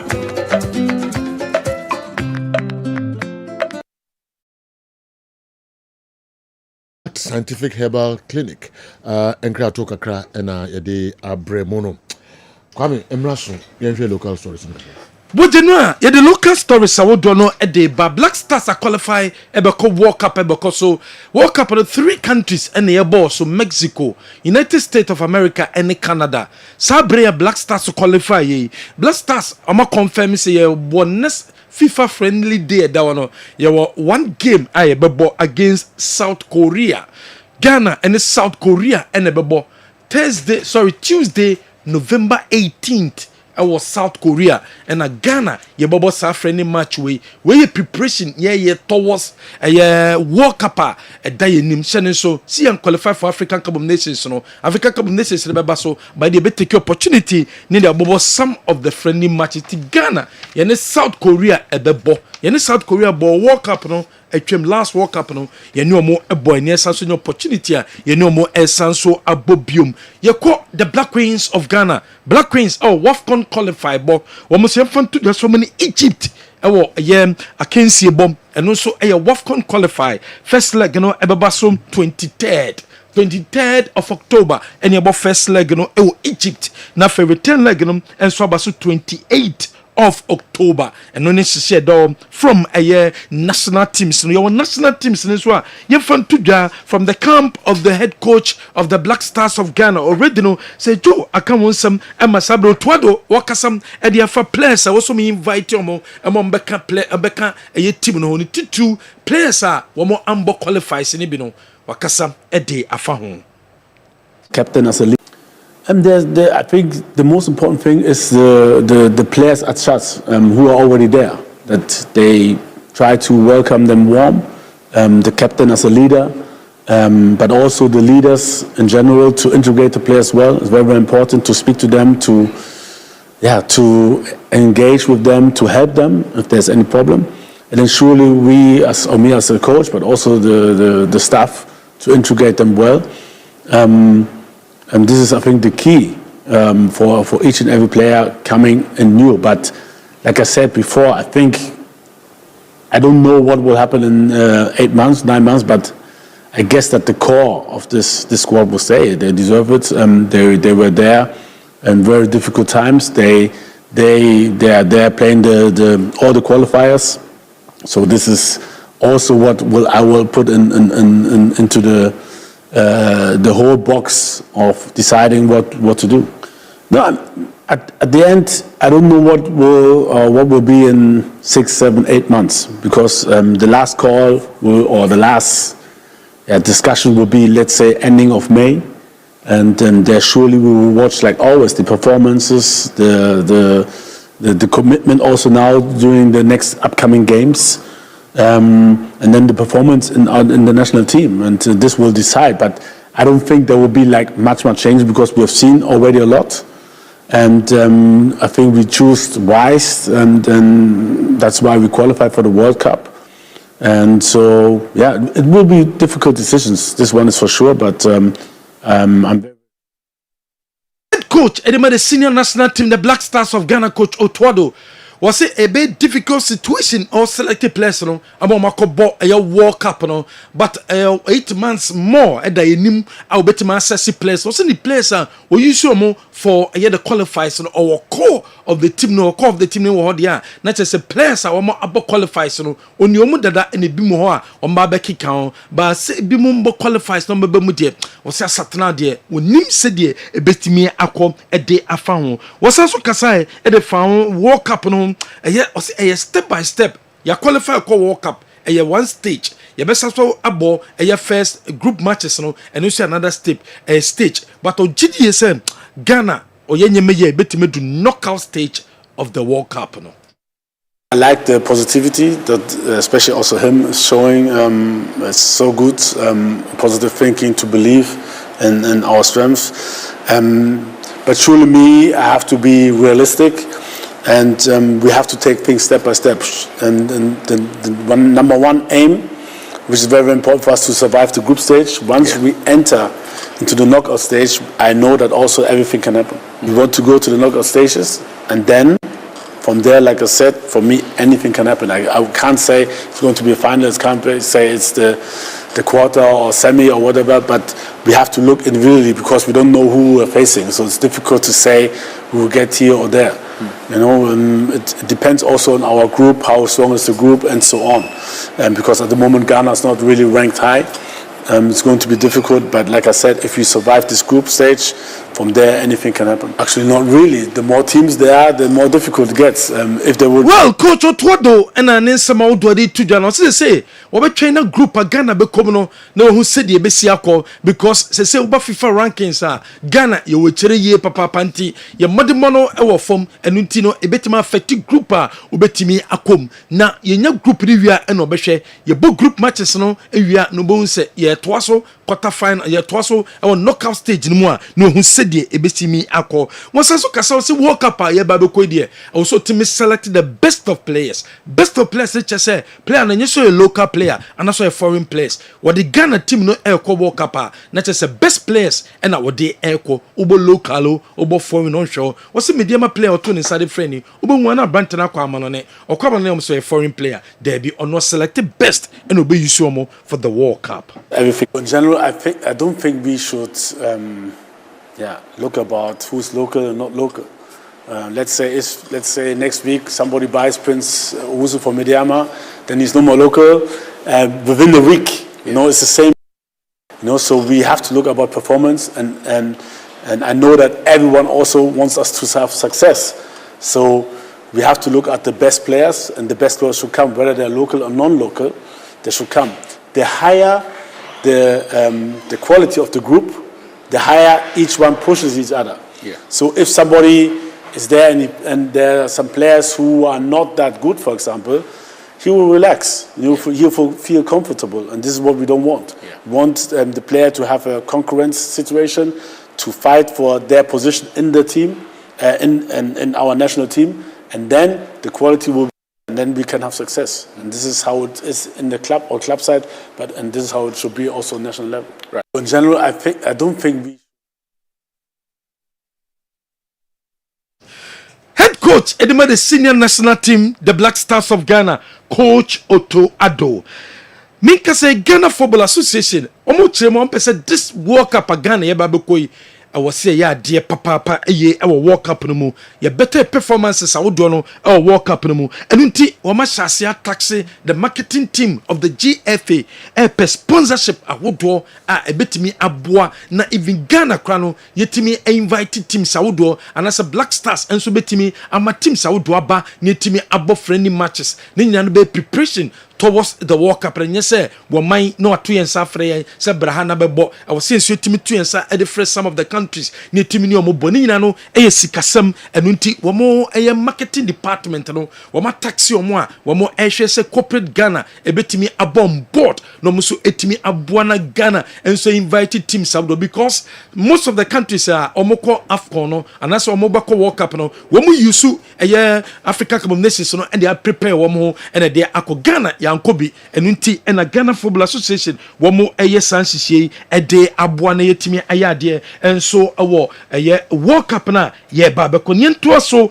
ewo other stories ayedeni ebe kire eye bobo kwefeni Kumasi Asante Kotoko Kumasi Asante Kotoko Wak of Morocco ababedu omo ababedu ene anopei ahomachi na Wak of Morocco womo touch it down ewo eye Ghana ha womo eba nomini Kumasi Asante Kotoko kensi no etimi abaso chene so se be koso Accra Sports Stadium ena Kotokom ene Wak of Morocco akensi no ebetima koso Kumasi Asante Kotoko penye eye Richard Akoto no company forward a womo koshia Wak of Morocco ene anopei enso so ewo ho womo ebe training ene China wombe training wombe prepare na fe ya mo kwan on Saturday na fe wometima training e wa Accra Sports Stadium and sana kensi no etimi abaso ne hihye dom e de ma Wak of Morocco Kumasi Asante Kotoko enso akwa piemu e wa Accra womo so e kwa prepare for the Sunday game eba be koso Sunday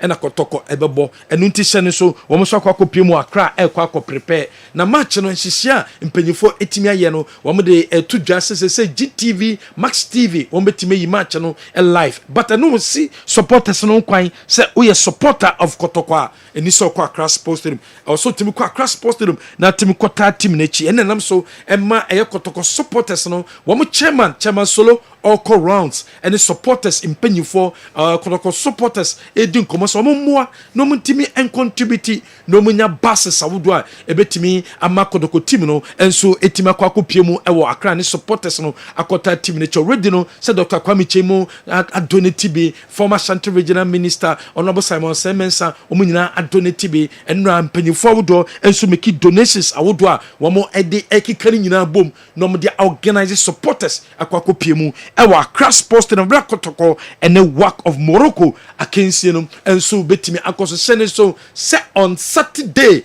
and a semchofo in Shemu ebekoso work ebesia eye media no na fe Kumasi Asante Kotoko and so etimesia media no edin sem atu yenim arahosam and se Kumasi Asante Kotoko womo abrante fa no Shaibu Abubakar abrante no Epra Bopram about training grounds and abrante Epra ACL not just say hadwin papa we a long-term injury in Shomukra yet in say this season kran ya na Shaibu Abubakar when Timi Ensiakai and Fama Kumase Asante Koroko biom due to sa injury onyaye e training grounds and Albert Amwa and when timino and so a training asabre were ready to face a bobokwa ye friend work of Morocco Fimpo Manso Esha Koroko players in crying was a crash stadium kotoko home kotoko ba e crash stadium and tenye venue e be hadwene nemom supporters womo enko no anase supporters emu nya dodo no ene betima hadwene na supporters no kode kotoko crash stadium enye problem enfama womo against work omonya babayara for the game akra no mbakobono ebenya effect of putting last half omobo akra so now they are getting used to the pitch inti basa say omo enya Kumasi na say akra but I don't think effect no be bebre in terms of support near there no be was akra but to me bo akra now she 4 goals it means defensive are necessary to me ejuma kakra ho Accra stadium no has not been bad for Kotoko and to say bibia Kotoko ma bobo bia so enye bibia ye the foforo edema wo yeah no one say team no be strong and that's it against work omonya babayara for the game former coach edema baby any goal stars and sabre odi sansemwe ade atoja Semadru, former coach there, you front to the baby gold stars. Womo gusua search for coach. Our baby so jumedi no ediamomo after a deal in team and go through. Women coach Masokunedu because of national team. Na coach Masokunedu one person beja ediatosa say. Womo consider 2 coaches, 1 foreign, 1 local. Be to me to Toma Muchema by the close of this week, on betema appoint 2 coach. Our baby so baby any gold stars. Eye Bobo Kono and Sumu. Among 4 kickers a league, Esha said there be. Results no enkoye kran fama Nations FC Kessben Mingo ni tikika ene nam so ma CEO edema boboko no Kennedy Boachensa oso muduru bridge ne so a ombohu kwanya ometimi afaso etwa ede akọ last for rumors ni baby ya no bia ni komo bia coach no nadwuma is safe impacho coaches are hired and fired see it's not near review we will come with a very good decision but so far the team play was good. We're okay with the performance this season we're league. Mbacho, when we get to the bridge, we'll cross it. Per answer interest, I'm okay with the performance. Oh, it's not like we are not okay, but at least in as much as Yen share goes near there, I don't know. In terms of total team play, no, we've seen a lot of improvements. For rumors, ni baby, ya no bia ni komo bia. Weye Sama Kennedy Boachensa CEO ede ema boboko ye fe Nations ode atuda Hasabok ebeto obayi chairman 25th of October abato no ebetima baso na Premier League match day 6 in Shishenie Mediama ne Samates ebebaso live on Saturday and a game ebebaso 3 p.m. our Takwati and A Park obi abenya kwanhwete match ni bi Brekum Chelsea and has ebebo Golden City Park ebebaso Sunday 3 p.m. obi abenya opportunity ahwe game ni bi and a Monday Gold Stars and Pando out of Lions sa game no and so ebebaso live am obi enya kwan etima ahwe bi we ye hihye wo de ato ye bo Africa alongside Premier League into weekendi Kumasi Asante Koroko enya dia Premier League matches awodo a ebekoso no January omo ebebobi. Okay. Nti na de kwa miki de abre no yebebiem kakra na ya to aso but before say yebebiem no mekono kofa ye Dr. Daoud nso nkra to kakra abasia enuanom ne adofo ye frɛ me Dr. Daoud me na me da Daoud heba hospital ano na enam me so ena ne Daoud ointment Dawood 360 capsules wodwa manso a ene obi adi hu adanse na du wei edutwem Dawood ointment or se fatwi na ebeko ofa Dawood 360 capsules or CCC na ade wom na duro mienu wei adwuma bom obi a osisi ye oyapa de obeye ne se wo de Dawood ointment no etwitwe osisi na anopa ene anwumra nansa bia no na wo de bia bo asawa obetimi de atua udware wi a fa Dawood ointment wo de te ne fa sra ta bre kro na no na wonom Dawood 360 capsules no anopa ene anwumre na danse ye na ba amane wo de enko na enko ti adanse ni bi Dawood ointment edrowe me straighten and well done the toda me pon djuma na me honam nyina me hu bibi enyi ba se minya sa Dawood ointment we na me twitwi a na no paso binya Dawood 360 na me nomo a ese kware me ye adwuma kura se kane no te drowe de edima semama na be di so asemama electrician na ye adwuma ekofia yentimi na Dawood ointment so ye adwuma na obra okodru fia fa twitwi ade be che no na wo hwa den Dawood ointment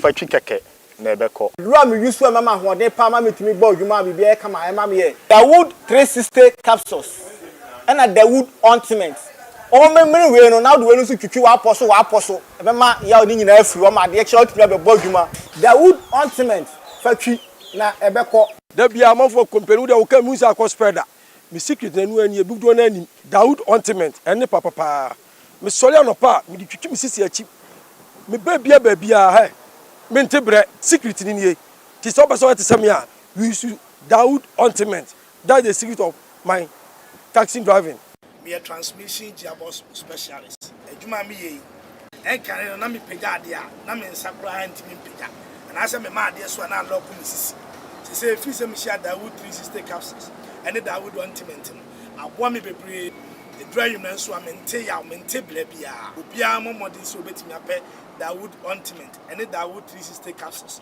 enya bi ato odofo se wate bi aduro ya me ka ho asɛm no eno ho adanse ene wono madi no ko pharmacy e ben wo herbal shop e ben wo ne koto Dawood ointment Dawood 360 capsules na sɛ de enkrofo di ho adanse no wo so bedi ho adanse wo pɛ sɛ wo frɛ ya eno na wo screen ase no 0244 886437 na 020 168 1717 baby a yeton aduro wo man Ghana mu bia no o de wura house o pe Dawood ointment and Dawood 360 capsules.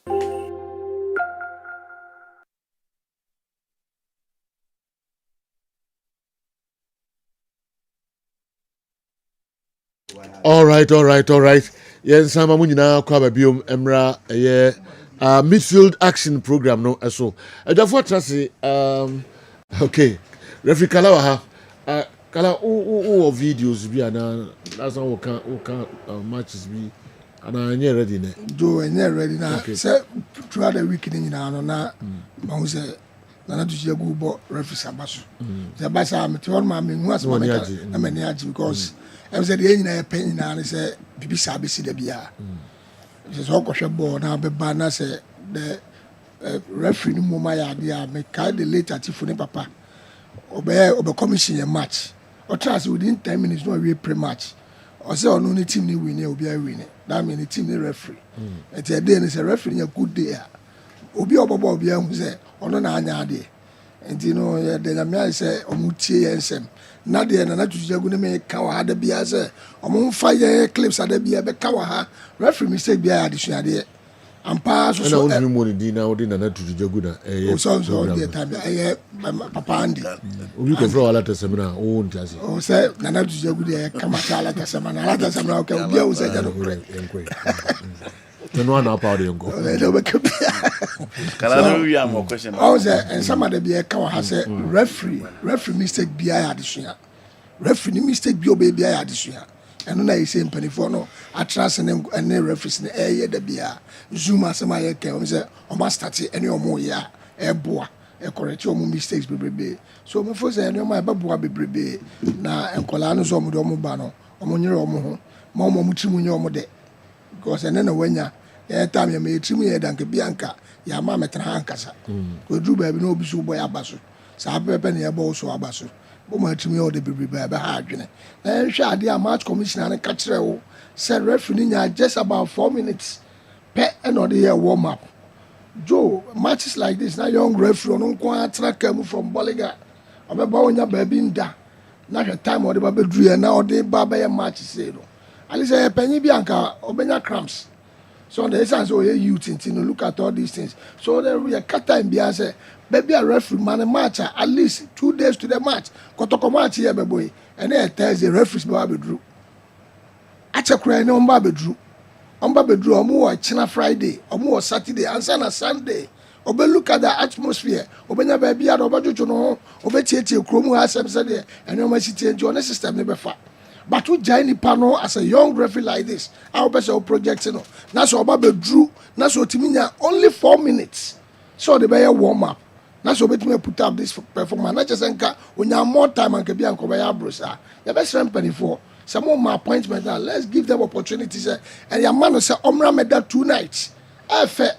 Because I'm going to there, one am groomy so some man is calculated no penny money. Some man is calculated, some man will tell come down your resources. Time beyond over baby and energy. A chance, say, over man over taking risk. Next time, you know, if you ball again, but no man a crowd match. No, a sabbath drama match. No, who's our performance, we any part, be a bit me. And your best penny for so much as I money no moon who say, and no can who be my referee, a good referee. If not like that, we are down to me performing that. So now we are paying what track from Boligo round matching. Over the and the best at 10 o'clock, pretty much won't mean Kobe because your pre-match meeting started 10 o'clock. Over Kota men are obey the dear and be digest the match. Me was and car Oba a day before the match, and I'll be there. And upon our breakfast, we are good to go. But this time it is not like that. And your best friend for says some more year when you say, where bet me a boy there. Then these are the things I bet me a coswa. A boa, am I bet me as two as some for and Colanium crying. I must almost baby and conquer because where you think you say, oh, good to go, me come baby. But who of penny more when you do baby sana, a bedroom baby, the bed, tia must say, papa. All right, Mr. About Subio. Okay. Last year, now Taika said, Cadem young phone, or more ratio. Yeah. Okay. Now, I was thinking from penning phone. No more experience, or games, no moody.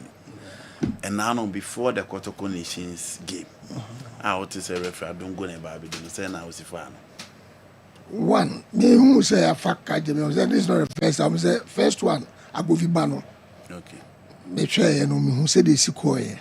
Second, me match no could you know. So the match now assess a match. Secondly, we some of the man I looked at the caliber of the referee, which match is a word year. We say yes, he can because young gave me another opportunity, no. Utimi aboko him. But not all that said. I wasn't happy. To be frank with you, me kase na me happy and I'm a boy.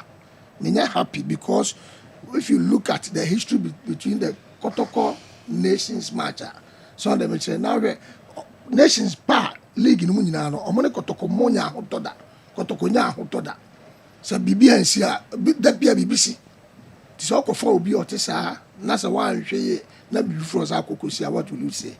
But yes, akola no for say odify or something ebo ama match rekoye. That's when I watched the match I was so happy, I was so impressed. So on the match because when we were given such an opportunity, such officiate such a match, an opportunity number, grab it. On the make good use of it. Then can say that yes, time there. Me no can say so when your matches we say now we here. That's all cause we say we call me grow mun sutara kwa match. Na nko ya pen mu bitin kran. Obeka say mistakes this year. But when your match we say now we here. Na kwa mistakes ah. We call me grow mun sutara so kwa sa match na oko hear the same mistake obeka just was that. So on the match no. So a good say otimi na that opportunity no grab that opportunity no. Na a boy. Ye na nsa no wo mu aboa. So them joining a foot to the ma omo won be bebrebe. So we think say okay. Next time no but still am koso aka say empanifo no ba na chese omo efa wa foot to rank abranti ya mitime medi mo no ama ye hu ne ye no men ka say me dey na say so be fa jo a o be fa jo tie ni ba so what advice you say omo nrase nkoda okay and na wasan ka bi mu so omo de hu so on na eba be handle match no na wonye happy that's it nje me so omo fa ofutuo no a and ko man nya sa experiment anka kwadai au bie bonidi so wa ya de both clubs Asante Kotoko nations mpenifu obie bona baso ndike fa ofutuo na nge yen hu kwadai Joe life is a risk can I ini Joe yanka obi anse a risk they took that risk and almost succeeded. That is how it is. No, me say for food. No, me can't say I don't just say chinchina. That's it. So me can't say me me akabi wa say don't come and kasa first that. What like kala kasa first. And I make am boa. But the be na kala kasa first no officer na MCC no. But and kasa na kala kasa be boa. So I don't just say chinchina. I'm say they took the risk. Okay. And that risk you know etimi aboa. So they make sure no. But I don't just say chinchina that be as because you may not know. You may not know. Okay. All right. Intina and so and minimum of further questions. Referee Kala addressed and became so well. Referee Kala addressed and became so well. Nana Tujujagu sounds so befitting to Andy's far brand persona. Kudos to you, Sergio, for coining Andy's royal status. Greetings to the big man, Awal Mohammed. Yao J. the Referee Techiman and Abba. There's a man for so dinimu. Dr. Franco Naro. Yes. I'm so tired. That's why you fool for cry. Me we 41 for na catch man okoye. That's munu dan. Dan. And you there. Obo oni achebe. Okay. Oh, we won. Yeah, go. Me odi asem bisi. Wo dey go. Obo oni achebe. We won achebe. Okay. Na bibia to ni. Eno am go die you. 41. No more come. Na what way? Join no more break. Na be am ga ro jare. I work at say na si o. Hey, say me na me hu yi. Omu di komo no mu say. Ona me di san komo ni da. Ayo, obo na ni jeme. Me obo ni. Yon ko odi. Bibi na to we. You go sorry to look at that. Don't tell anymore. Omuzu abanu no afa hwe free ha go. Na chu. Intimi nyesa. Yeah. My back was only Lumba and Etio, Germany. Okay. Okay. So, okay. Who about white, but white in English, you know, they're traveling. We are my fashion man, don't have any. That's what I'm going to traveling. You gray hair, they're traveling. We have a soon just 41. I'm replying. General, yet you to Adwa, Emzan Semna Okan in India, and Norma and Semna, and Okika. Na Missan and the Adrian say, a month for being a mano in terms of wine a bicubino, wine and cubino. Because Anya cry will be somewhere May, and as I say, it be a team, a submit your final list for the tournament. The World Cup itself is 11th June to 19th July 2026. So apparently we have some 7 or almost 8 months to go. Until MCSC nya abotre kakra. Omo ball qualifiers in here dinina and the big free sabre could do breno. A lot of water might have passed under the bridge. A be form beba form. A be the ebe kosro. Nyame amfasa mwa obi mpa obi betime pra. Am I being pa on to me Kobe? It's part of the game. So I see nya abotre kakra na yehwe sene ne ma bisia ko no can say it also depends on the draw which teams nya de. Me assure say why na de umbeko de. And for draw because clearly you would want to assemble the best materials available for the nation. It doesn't matter near only neko. You know I mean some for this World Cup be one World Cup be very easy to negotiate the group phase. Because 48 countries, you know, you bet 9,999, you have 12 groups. Now each of the 12 groups, you know, first and second automatic qualification. And some of them be third, you know, so third place team, you know, only 4 will not progress. Near the we 2-2-2 from the 12 groups, it gives you 24. You add 8, no, you're 32.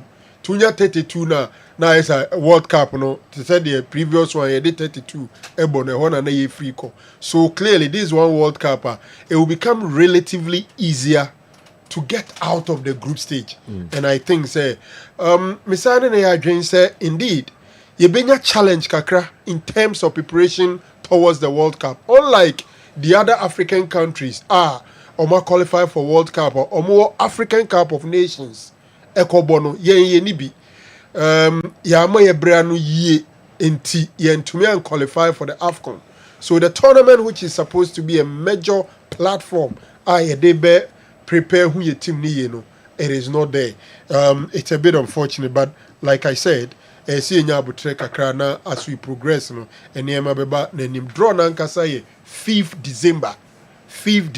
Yeah. So it's a bit far away. General Mamin free honum na mingremo Kumasi Asante Kotoko Aswe. The news is just unfortunate. Shaibu, a more right fullback, Rakodani Praye, and Oba back. Inti the expectation is that Oba back na wabebwa Lodamwa because so here Kotoko right fullback position na Kote who is injured and it doesn't look like Oba back anytime soon. And Shaibu no ebaye ne Shaibu epra utien komona em say anterior cruciate ligament no jama atete inti doctor fogu so moyo assessment ni ade but utien komona it looks like a bimpa na reya season na ne back abeden. This boy was so exciting during the top 4 and Asante Kotoko fans be falling in love with Shaibu, but unfortunately the injury one training East Honum and Odia Kupra or their Abano. And my message we any asma wake related kakra or say I think it was unnecessary and a bit unfair for Kumasi Santigotoko's statement to mention the name of the player who collided with Shaibu Abubakar. Training grounds incidents are almost always accidental, and naming the teammate who created the wrong the naming the teammate can create the wrong impression or invite unnecessary blame. The focus should rather be on wishing Abubakar speedy recovery and maintaining team unity. Raphael, Teshi, Accra. Adentina Kotoko statement no kobo nipa na one Shaibu collide no ma prade ba no. And one is they could have avoided that. Nipa no money involved necessary tension. Because incidents were accidental. It missed time. Yeah. The training grounds are a match they are fine, but training grounds in some day.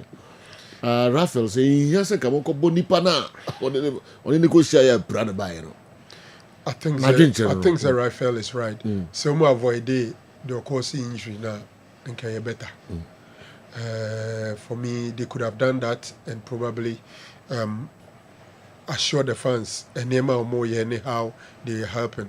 Minimza okuchucha some scan kakra akra and pay your mudinis etna flight him obe Kumasi. Okay, Shaibu. Shaibu. Okay. Now more expected some medical teams in the Ufino and so we could receiving right from the airport, no more starting the recovery process.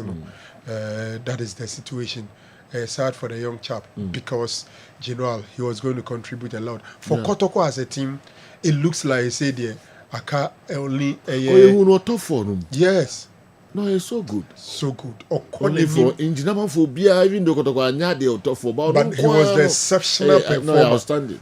Outstanding performance from him. Now if Crofasha they say shall say Kasa or Kayo Samuel Inkum saying you see Kone Nimno Saba back ebe recover no. And the position hono na kaloda moape Hamzata after the top 4 Timi ball number 2 ni bibo no. And also I'm told he's traveling to Sweden. Until it looks like the position is now deficient. Kaloda mo a bit unfortunate for them, a bit of a sad news for Kotoko ahead of the game. Work for na bedu. Na me sure say Kotoko for management enye Adebayo said they can decide to frustrate them in a number of ways. Osha even at the airport, exchanges near there no more. But already, the advanced team Abadada no more per place I think former employee in Coach Watara and omu seen so obo omu baby omu benya their training. And my information is that omu call Legon, one of the training pitches a whole number omu training. Any other Asante Kotoko is also in Accra. Honestly, I wasn't too sure the need for Kotoko to go and spend 1 day in Eastern region before going to Accra. Me na me hu fa so e wo no omo yes omo ko nkran no so omo base wa Accra yes time omo ko hono but I'm told say na e hono na yi kakra yes nti na no omo a day or two na omo free ho na Kotoko. That's what I'm General, I'm privy to that information. I'm privy to that information. Me that's it for the additional one. May come for yes. I still stand say. For a day or two. I still stand for say. For Eastern region. Eastern region. What's the name of the place? Okay. I'm called Eastern. I still stand say it wasn't necessary because hotel booking. Sebian Sana be take you off as a club. I will book you about 20 rooms or so. We will take you off learning the situation over there. You can't tell me say I am Boabo area baby I could not maintain and could Eastern near training 1 day near Tuaso. For me, they could have waited and moved straight to that place. You engineering a medical assembly. Me from before they had even moved, I felt say you see Nipa who players who took wine a free Kumasi now I call Eastern or baby I call Sako settle the next day. So we will be out there to choir, even when environment, who call room no crana, it takes some days, grants and our crampon what's our settle. So I think that's an crowd in your radio. They could have trained here for that 1 day and moved straight to that place. So I feel you think there been a telling effects beyond the team preparation? General, I think say it was not necessary. No, me was as a full there been effect beyond team now. I'm training no boy. Oh, it might not cause a lot. Oh, well. But I think say that 1 day, even that Sikania they are spending or a Eastern, you could have trained here, save that money, and move straight to Accra. Accra, we are on our way. I'm about bedroom, but I'm for so I try and work pa. I will have them messages. Ne baby, and come with goals. Abe Ronnie at the end, no. AJ Mashal, or say safe flights. Zakov Muhammad, or say come and beat us and take a for us, please. That what was so. You know, actually, work for post or post here. In Tinkrofua, extra or comment. Yes, or posting us. And a white day account. And Pato Land Service Ashtown, or say we are ready to welcome you. And remember, you have our support. A doors will be like a creme area, but just ask if one chair or mopa. The church or work for the church. Yes, I be brave, but my granny yet day. Yes, my granny yet day. It makes it interesting. Until you know, answer Kotoko, I say, more above yourselves. Obi cross on Semuza Kofne, I say, Apatu Numina. Obi's on Tias, say, coach Zito. No. Former high school. Watara. Any do when you pay baby, I'm a training near day. I'm care he's your employee or no my age, you pay. My age, my mom paying to overhead or no minimum. Yeah. And no be seen, so baby, or mopes or training. Unfortunately for Kotoko, Watara, or age mamma has or age mamma Kotoko. And Omo no my age, my pay no more, no say, or more. And now, my dear, when you pay baby, I'm be training near day. We are oh baby, mathematical dig by me. One go camp. But I don't know the pay baby mom. I can just say one catch up almost quite a mile. This is a number. Or call a quarano, a biogutano. So compare the baby home. And Momu t-shirts, this is Cadia, they say, Omonia Mamma. Amu, you saw my quaraphone will chase your movie. It would be a normal. But they got me crowded on your former work of Kotoko. Former yeah, enjoy ya and then the crown. I know then I see you. Bango pay the ball, Abuguta. Almost the trumpet near Inum bar park. You see, a ball, Imayes. And you can age, Mamma. Nina, you're Nigeria. You're very when you are Jumani. Yeah, Jumano, dear. I feel one at home. This is a very normal. Very on the foot. I say, they say. Working for no match is only serious. For advanced team to come here some 2 weeks ahead, and nkurɔfoɔ mu si wɔn so ne ade na asekyerɛ sɛ they are prepared. Asante Kotoko maintain any form of motivation or modema players no ahead of this game. First of all, supporters chairman Sulu and Rambetra Kaebo Nabaso. I think say Ekwafa to mobilize funds, Sika, any supporters or person who a good in Crofwasha say a donate, it be 10,000, 5,000, 1,000, 2,000 to get people there. Kotoko need the numbers there. But I think that the management itself should also mom fan track footballers your name or year a mom kumu mom some promise because this not winning bonus and I say a promise on the winning but qualification because at least after this one you make it to the group stage.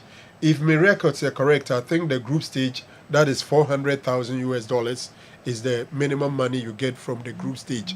And at this crucial stage, the step I do be call a group stage, you know, as I say, to me, a promising players, and it's something for them to deliver. It is not a normal game, and that is what I want to look at. Okay. On Kasim Mengel say he's not under pressure. Mitier, CEO and a general manager of a nations. CEO. Kennedy, CEO. Oh, okay. Nam ka say divine money CEO. Sir. Oh, okay. All right. Pressure no the amount on Casimiro. The first chess no more around this time, but so we picking the pieces together. Nations team no man se san bebre. Shawate and the captain. Omunyina da so honum. Casimiro after the draw against Kotoko, I think the next game is going to be an away game, and I've not checked that fixture. But it's still going to be another tough one for nations. They have to do it together. Otherwise, CSC coaching kwanya no mu hwe dia anhwe a ebeji coaching sem general e ho na mpese me de enkomo no. Okay. I think Katia says he chose England over Ghana because that felt like the natural progression of his career. So what does he want from Ghana now? Diaspora Ghanaians coming to take local positions after qualifying must stop. Who should suffer for them to come and enjoy? Okay. Okay, Allah Prince Watin. It undermines team spirit, wherein lies their conscience. Opportunists. All right. The obisude aba no why na de ba because soro ha akwese du say any din ami hu ewo soro ha. All right. Meko andike mo na mahwe kakra ono so de ebre. Meko Benghazi Ablekuma and na odi message win so ebre. I feel Kumasi Asante Kotoko will eliminate WAC of Morocco over the two legs. In as much as Asante Kotoko team isn't like those years, the WAC team currently is not like before. Please, who fixes the venue and time for the CAF interclubs games? The WAC team. There be so and yet to say ADB our monitor WAC team no. WAC 2 years ago they were in the finals of the CAF Champions League. Just after defeating Ali in 2022, only Ali Saboy 2023. Okay. Emma Ali Shomo. Recent Club World Cup see you and they've been reinforcement. Aziz Ki Mwababe Kahu. Nuruddin Amrabat Mwababe Kahu. Tembikosi Loch Mwababe Kahu. And then the Congolese international Kasula Mwababe Kahu. Yes, Omwa Ncheda anya good season last season. We go detailed and untina mo CAF Confederations Cup. But season Asha said they went 4 games, 3 wins, 1 draw before say beko international break. Okay. Muluka League no modasro. I see. So it's a good side. A good side. The Red Armies will paint Accra red. Fabulous, the best. Benghazi, Ablekuma, Oduma, Accra. Una the way and so Breye. We the midina so na mako Amuzu Garlic. Nkrato Kakra. Amuzu P. Sorry. Amuzu P.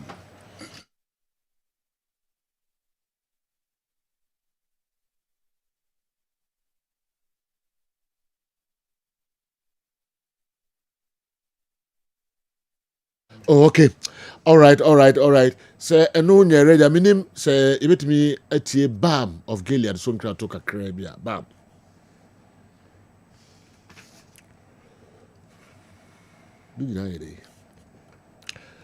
All right. I'm sure hitches kakra bi ho. Ma me fa we enso so kakra bi na yenkofa eno so ehonsem emra. Kessben television, Kessben 93.3, Kessben 92.9 Accra.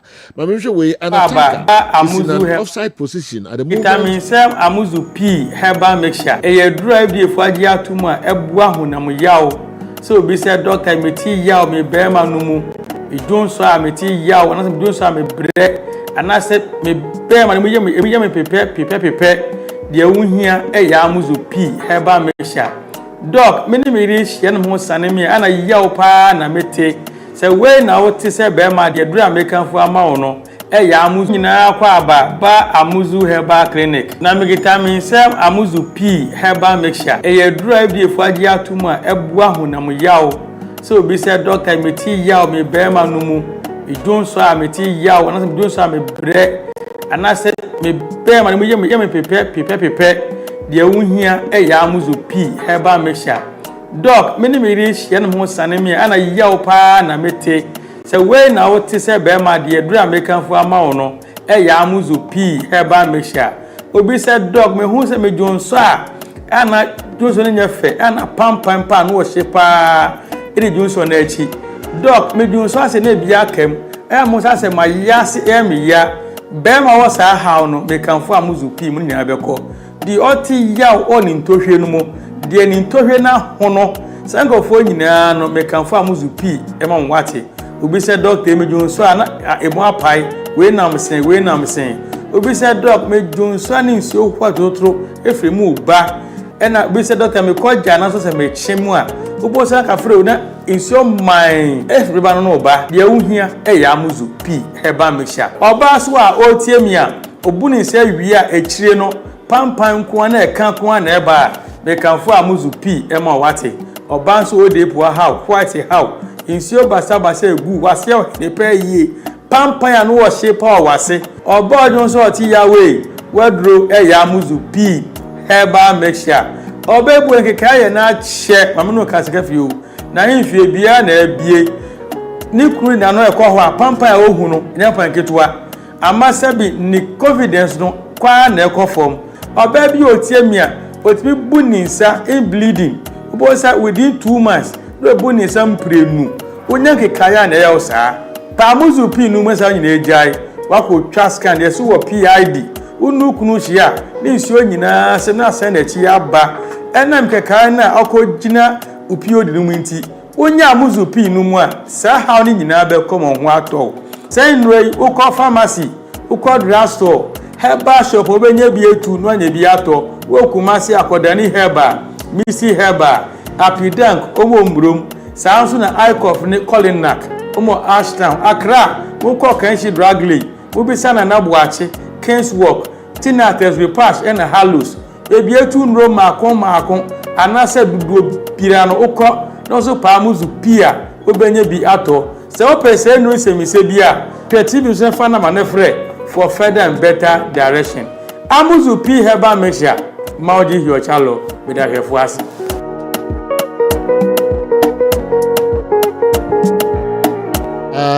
and Dr. Muzu Adehun Krato Kakra and so Abreyeno. Good afternoon, boss. From our observation from Tony Baffo to now Inaki Williams, all the players who were not groomed here in Ghana, but chose Ghana as their preferred country to play for the Black Stars and ended up not being committed to our cause.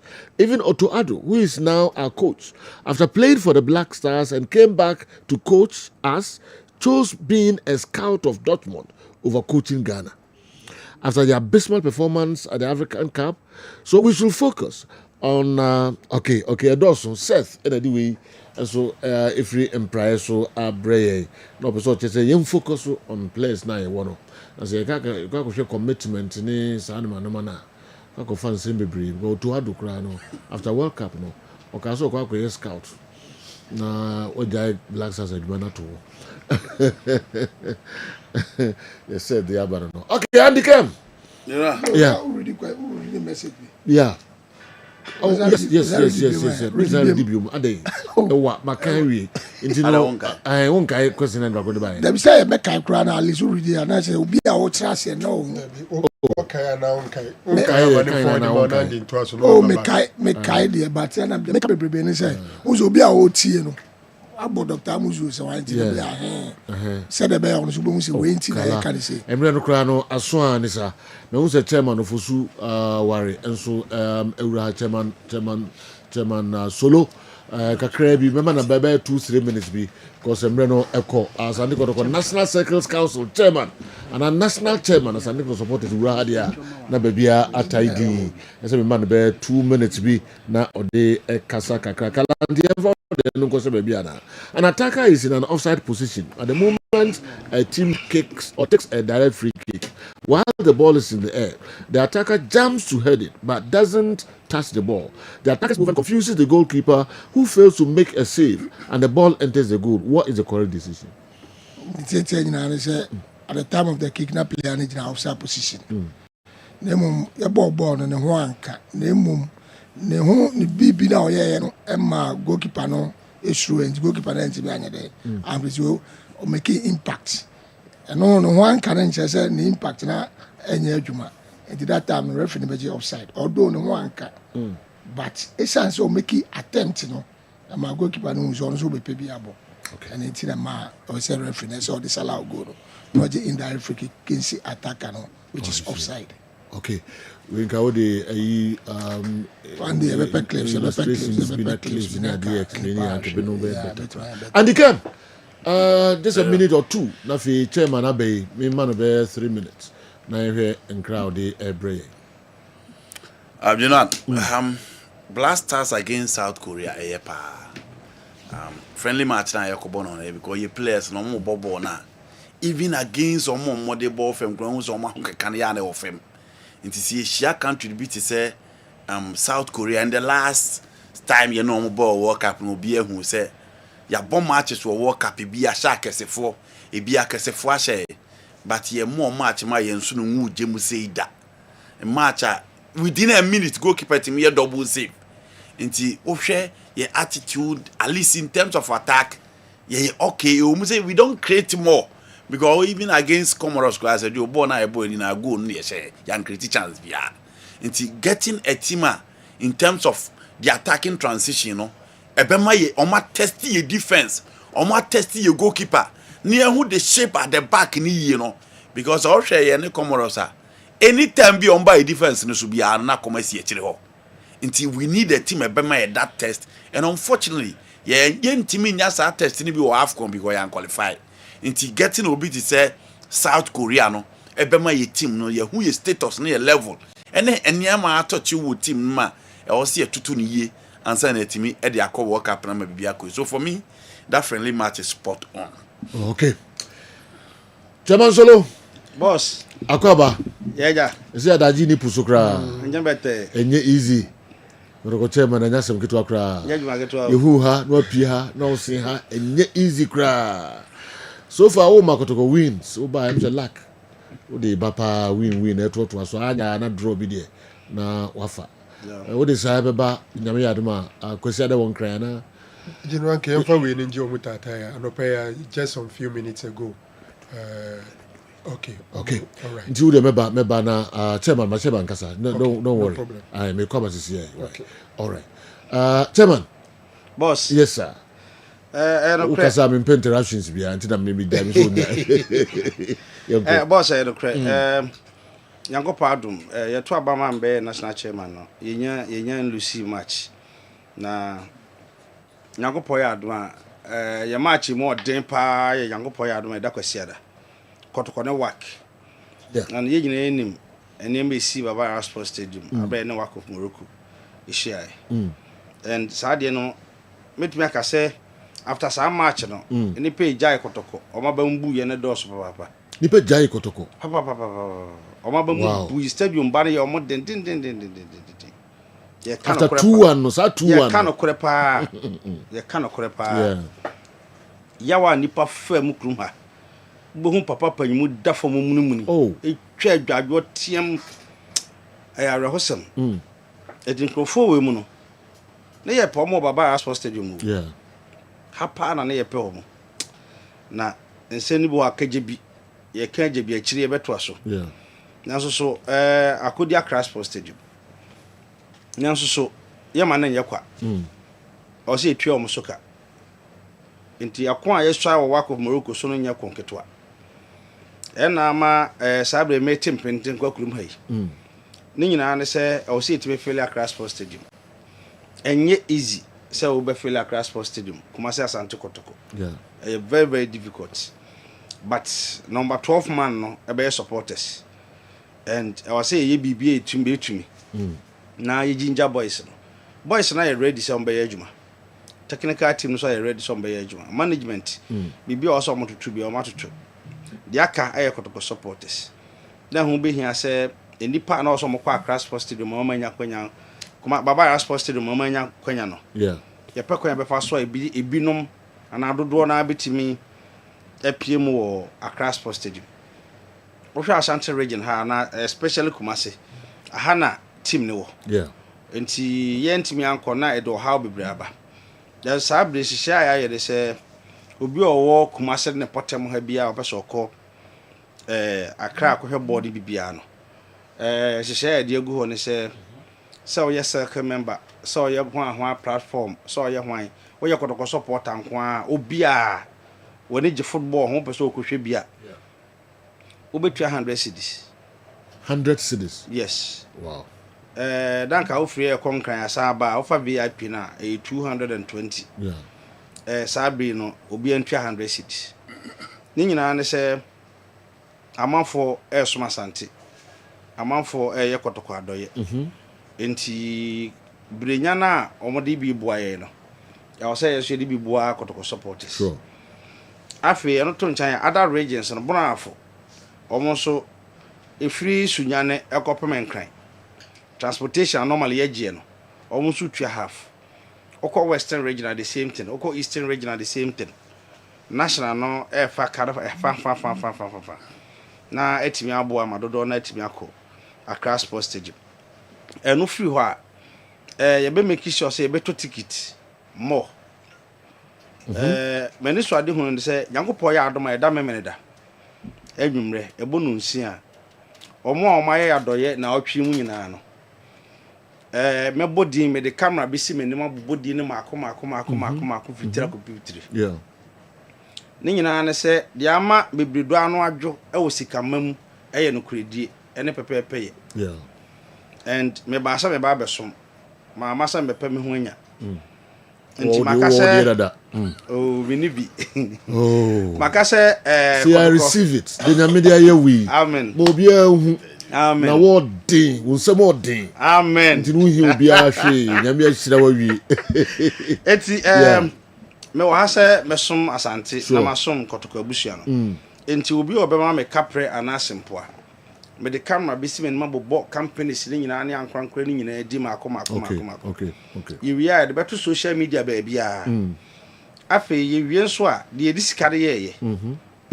tikita ye beto kaya ye befa bibia ye beye wo akansi mu efa sa sika no be proper account me ye ho account me ye account ni wi no so me ye camera si so okay enti se utu sika na me refi na ma modin a no abeka okay ene Nyankopon adom sika bi a meje no menyi sika krokran kurada number na ide atudwa na itutwe sika no wo so no ho na sika ni nyina efa okay yenti a meye ne saa ne se enye obi a na ne din ba abonten se de mu no other platforms no because of more 1,000 cedis okay ibinuma start mu tutwe sika no okay ye nya omu video ena no pa ya sisi e me ba ya mfikro from na ebe menu aba akona na adu Macfilm Company Limited. Okay.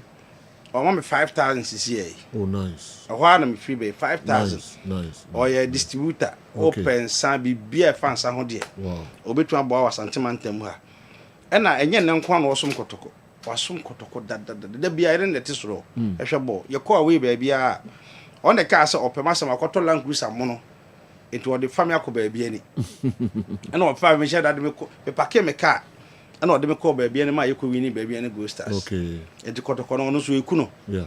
Into one sama 5,000 na afi wa wunu aketo amako one do house of folk ni mako the house pa o house kuno o house of folk ni pa one ye brother ba akwata ono ne ya omo ne ti Kenya University horses ana pay almost up to 50 tickets okay e dey amame aha o hwe mako na house o back okay go there yeah say dey ni aba yes strong man Adams yes and abusafo no meto me boase bodi ni makoma okay ebi so boy appropriate time e mo kwan na bodi na yes ebi so boy na mo boase on be boy enti ya ready say omunye ye mo asa kwan no so na yentumi enko ade ba akọ assurance meeting dia ma kotoko support bia ne say obia obema me kapre anase sempoa ewo saa akansi a yekusi ho no meka na maka me wiase nyina ate say emu kapre ba one city krampo ni wa ebe fa nche me make sure say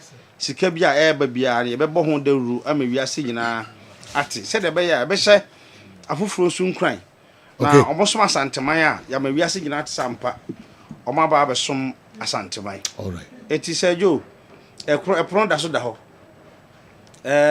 uri number be tu dwana yes ye number na wa pese okọ enkran ni bi no yeah wa pese okọ Accra yeah ekohwe match ni bi no obetu afre chairman adu sei the number is 0244 yeah 5491 aka tu fa so me de so 0244 yeah 549198 okay 0244 549198 okay ene ye omo a omo pese omo kọ Accra ni bi afi ebn sejo me free akọ enkran na makọ akọye ntutuye okay na emu memmoa ne de ye nya ye all right ebia na nyankopo aka akoma na opese oso masanteman ye woni pa bibiri ba ye de krata akoma omo ye MCs ne DCs ye de letters akoma on say omonye ye mmoa okay maka say politicians mo akotoko from 1992 be pem de adafoforo ye be chirichirim okay na ye pese ewie match we na going forward no ne be ho ha de batudwa but ebinum ayemwa former regional minister Simon Osei yes on the kama me 5,000 cities okay yankopo ya adoma former education minister honorable Aduchum wa mama kwanya so ochena memna no ho onkran okay memna no office be konkran adoye bi e be piem no se adwo mema wiase yina okay obi obema yesika bia na ye bebo ho dawru obi obema yesika bia adameka kwa kofikation bia so meka na ho all right aha ne nyina ne se ye so asanteman chamba ne bedase era mesra wo pese o ya adoye so a wo betwa frame me number no okay 0244 67 48 87 okay we fasa akwanya so adana na samanhia okay azimo yes ne nyina nsa na me mo na mane onte hwe em se mpofiri mu ana me pie ho afi me dia asem etu na ni mu a was because na samanhia no is like 49 patron okay o fori krum okay into ono kotoko no wadwan ya che I see yes no is like 49 patron I see into anya monwa say no 10,000 oh the my ye mfa so asanteman into yeguso kotoko dase me som okay say adwuma na nyamre adwuma na nyamre hu kura na yemobo adwuma na nyamre uze bu ha abra bo sebe yes onko obi okra nko say na de da but adwuma na ba bewura mu no yes na ma ba sesere for so na kura kuta o na odinam esara akoye ti okay ndi nyame ya no wo say okay obekọ nkran ne yes ai ye nya okra in person e be fro na de poso ho bia ne no me didi nyina betudwa didi nyina but ma THB mo kiss sponsors omo e de mpaboa ne ade bi wona se da bia omo de ade foforo ba e de break kuma se asante kotoko e hu se omo de bi na kozito ekuta na ode kire e wo aye television isu kama pa ye nti omo kakra bi ne ento aso okay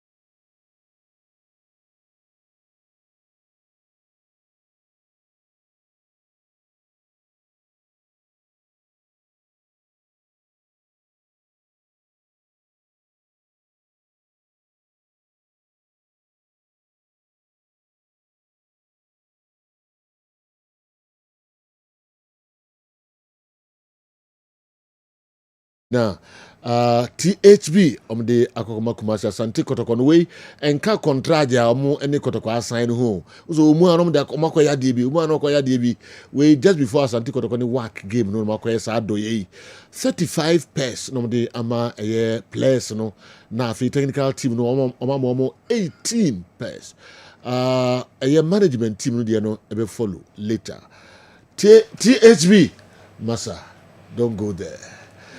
Me konkre abasisi. Kotoko ho akono. Se o ton aye to. Kotoko. Me konkre ko fankra to kakra ba eba bana fi eba beto aso. Ano pani kasa. Bijo ni o mo ni say buses no. Ebesi stadium. Gate main gate no. E wona bus ano papa. Na buses na ye ready. One person ko bia brantam no nsia the bus na tu. Okay. Wow, kuta fabu sensors so. Yeah, abusia ya mwakwa ba ya mawa ewo power specialist about hospital. Yadin chef ya se Dr. Penya or da hospital doctor akosia edu aya ho. De mo bibia algebre na ohwe power time. Da bia nsema ka nyina ne sa dansi de papa nkrofo fa power ho. TV so, radio so, internet ne me ahodo no. Won so ba ka dansi de fo no bi power specialist about hospital. De don't know after last stop.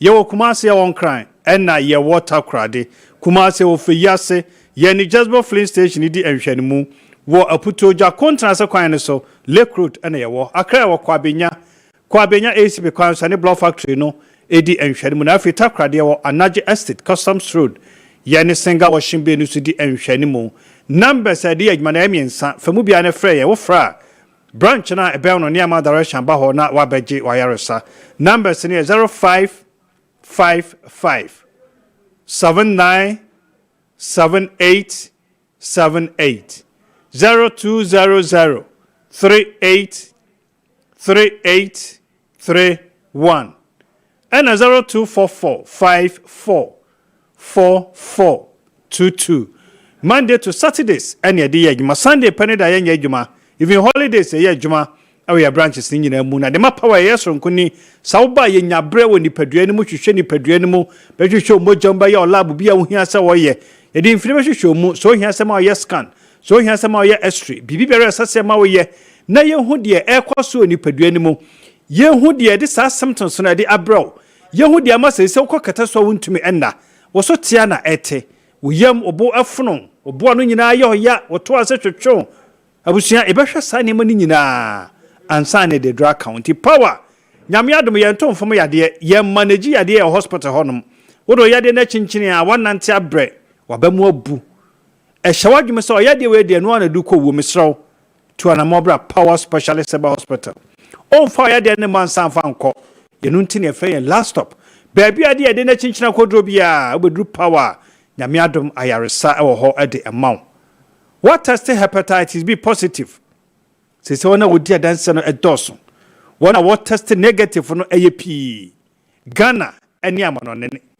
misraw what tested hepatitis B positive say you kunu say you yire say you ba say you nua bi amane hyedam na ensu emfa hyawadwenu mu manji ntumu say yase yade ne aduro sa na wiase nyina eka nanso so badru power specialist about hospital nyame adom hepatitis B be fu mojanemu baby ba ko pe hospital ba ko pe aye wo hepatitis B aduro yetimi satu ase nya baby abaka chose ye besoso ano ye be manage am no ye ho ye manage hepatitis B ye nsoso hepatitis B ano ye sa hepatitis B yade no etu ase efri mojanemu wona wo bot TV so radio so be dia danse no anya ya no keke ye wa danse die o mo be kasa ni nyina before and after treatment ye show mo report ni nyina mo bi ahu bi award agene Ghana eni amono no edoso meso ma hepatitis B nku obra power specialist about hospital yo ho baby abenya hepatitis B aduro aye power specialist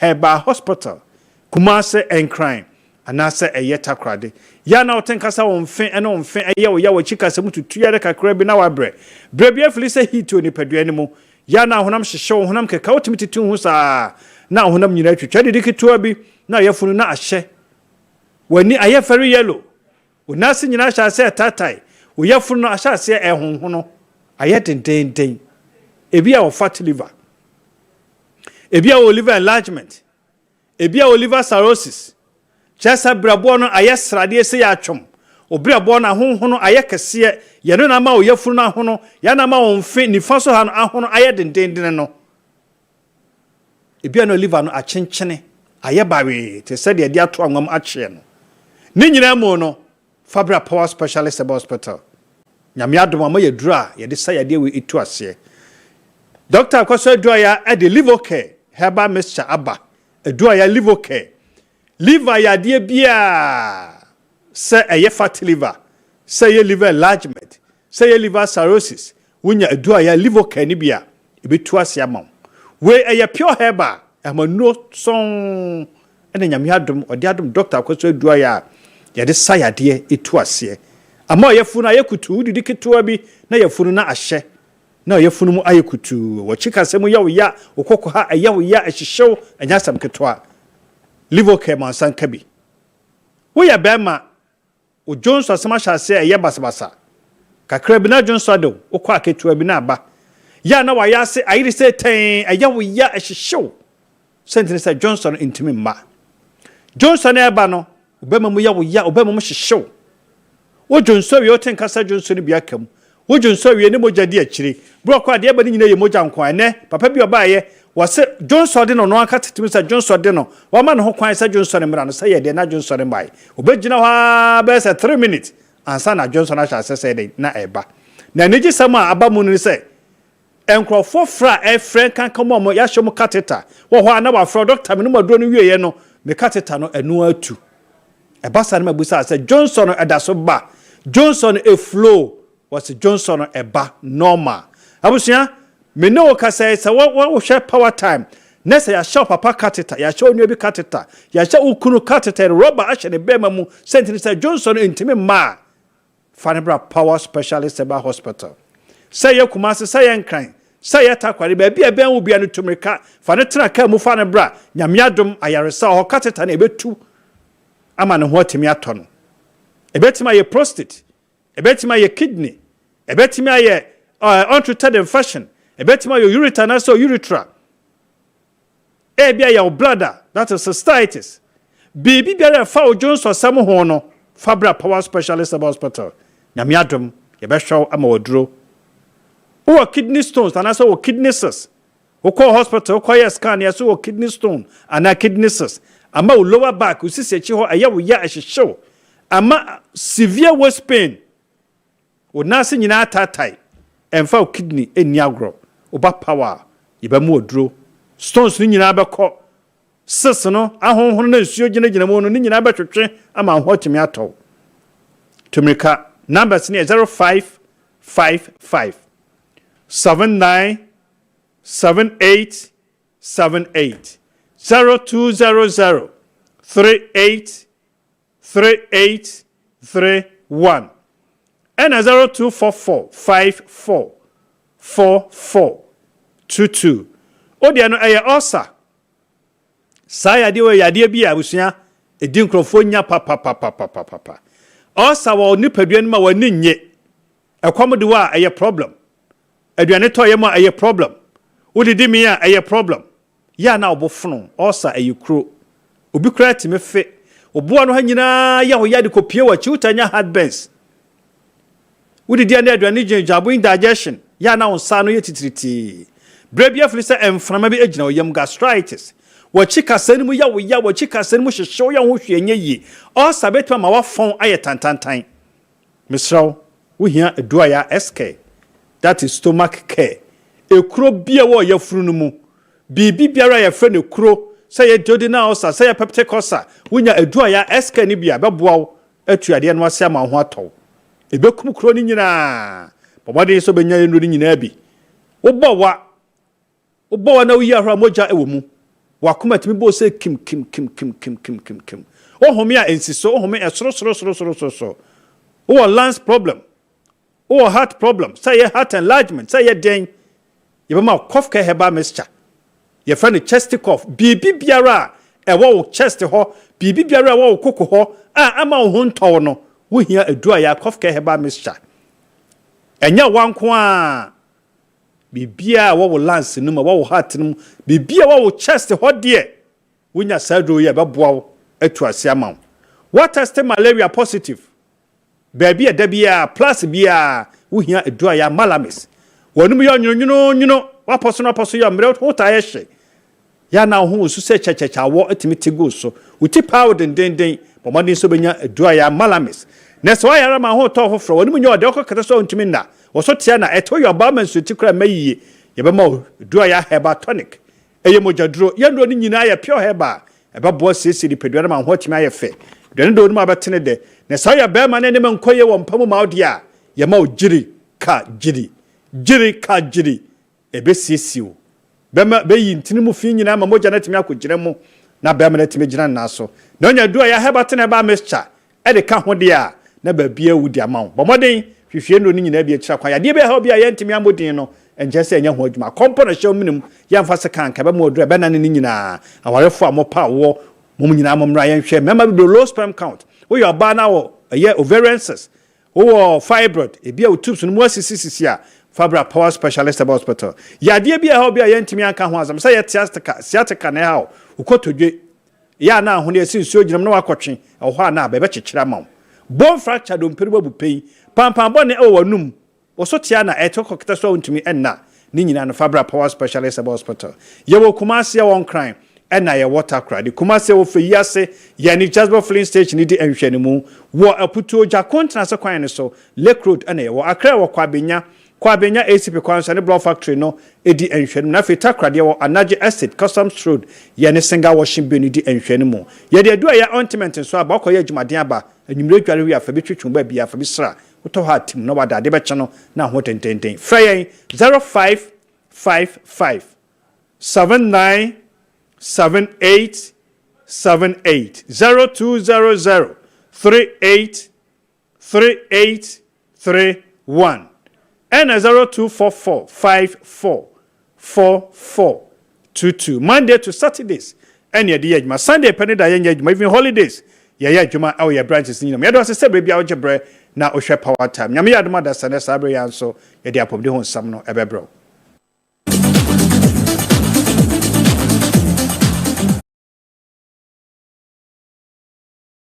Gilead Alternative Clinic and Diagnostic Services.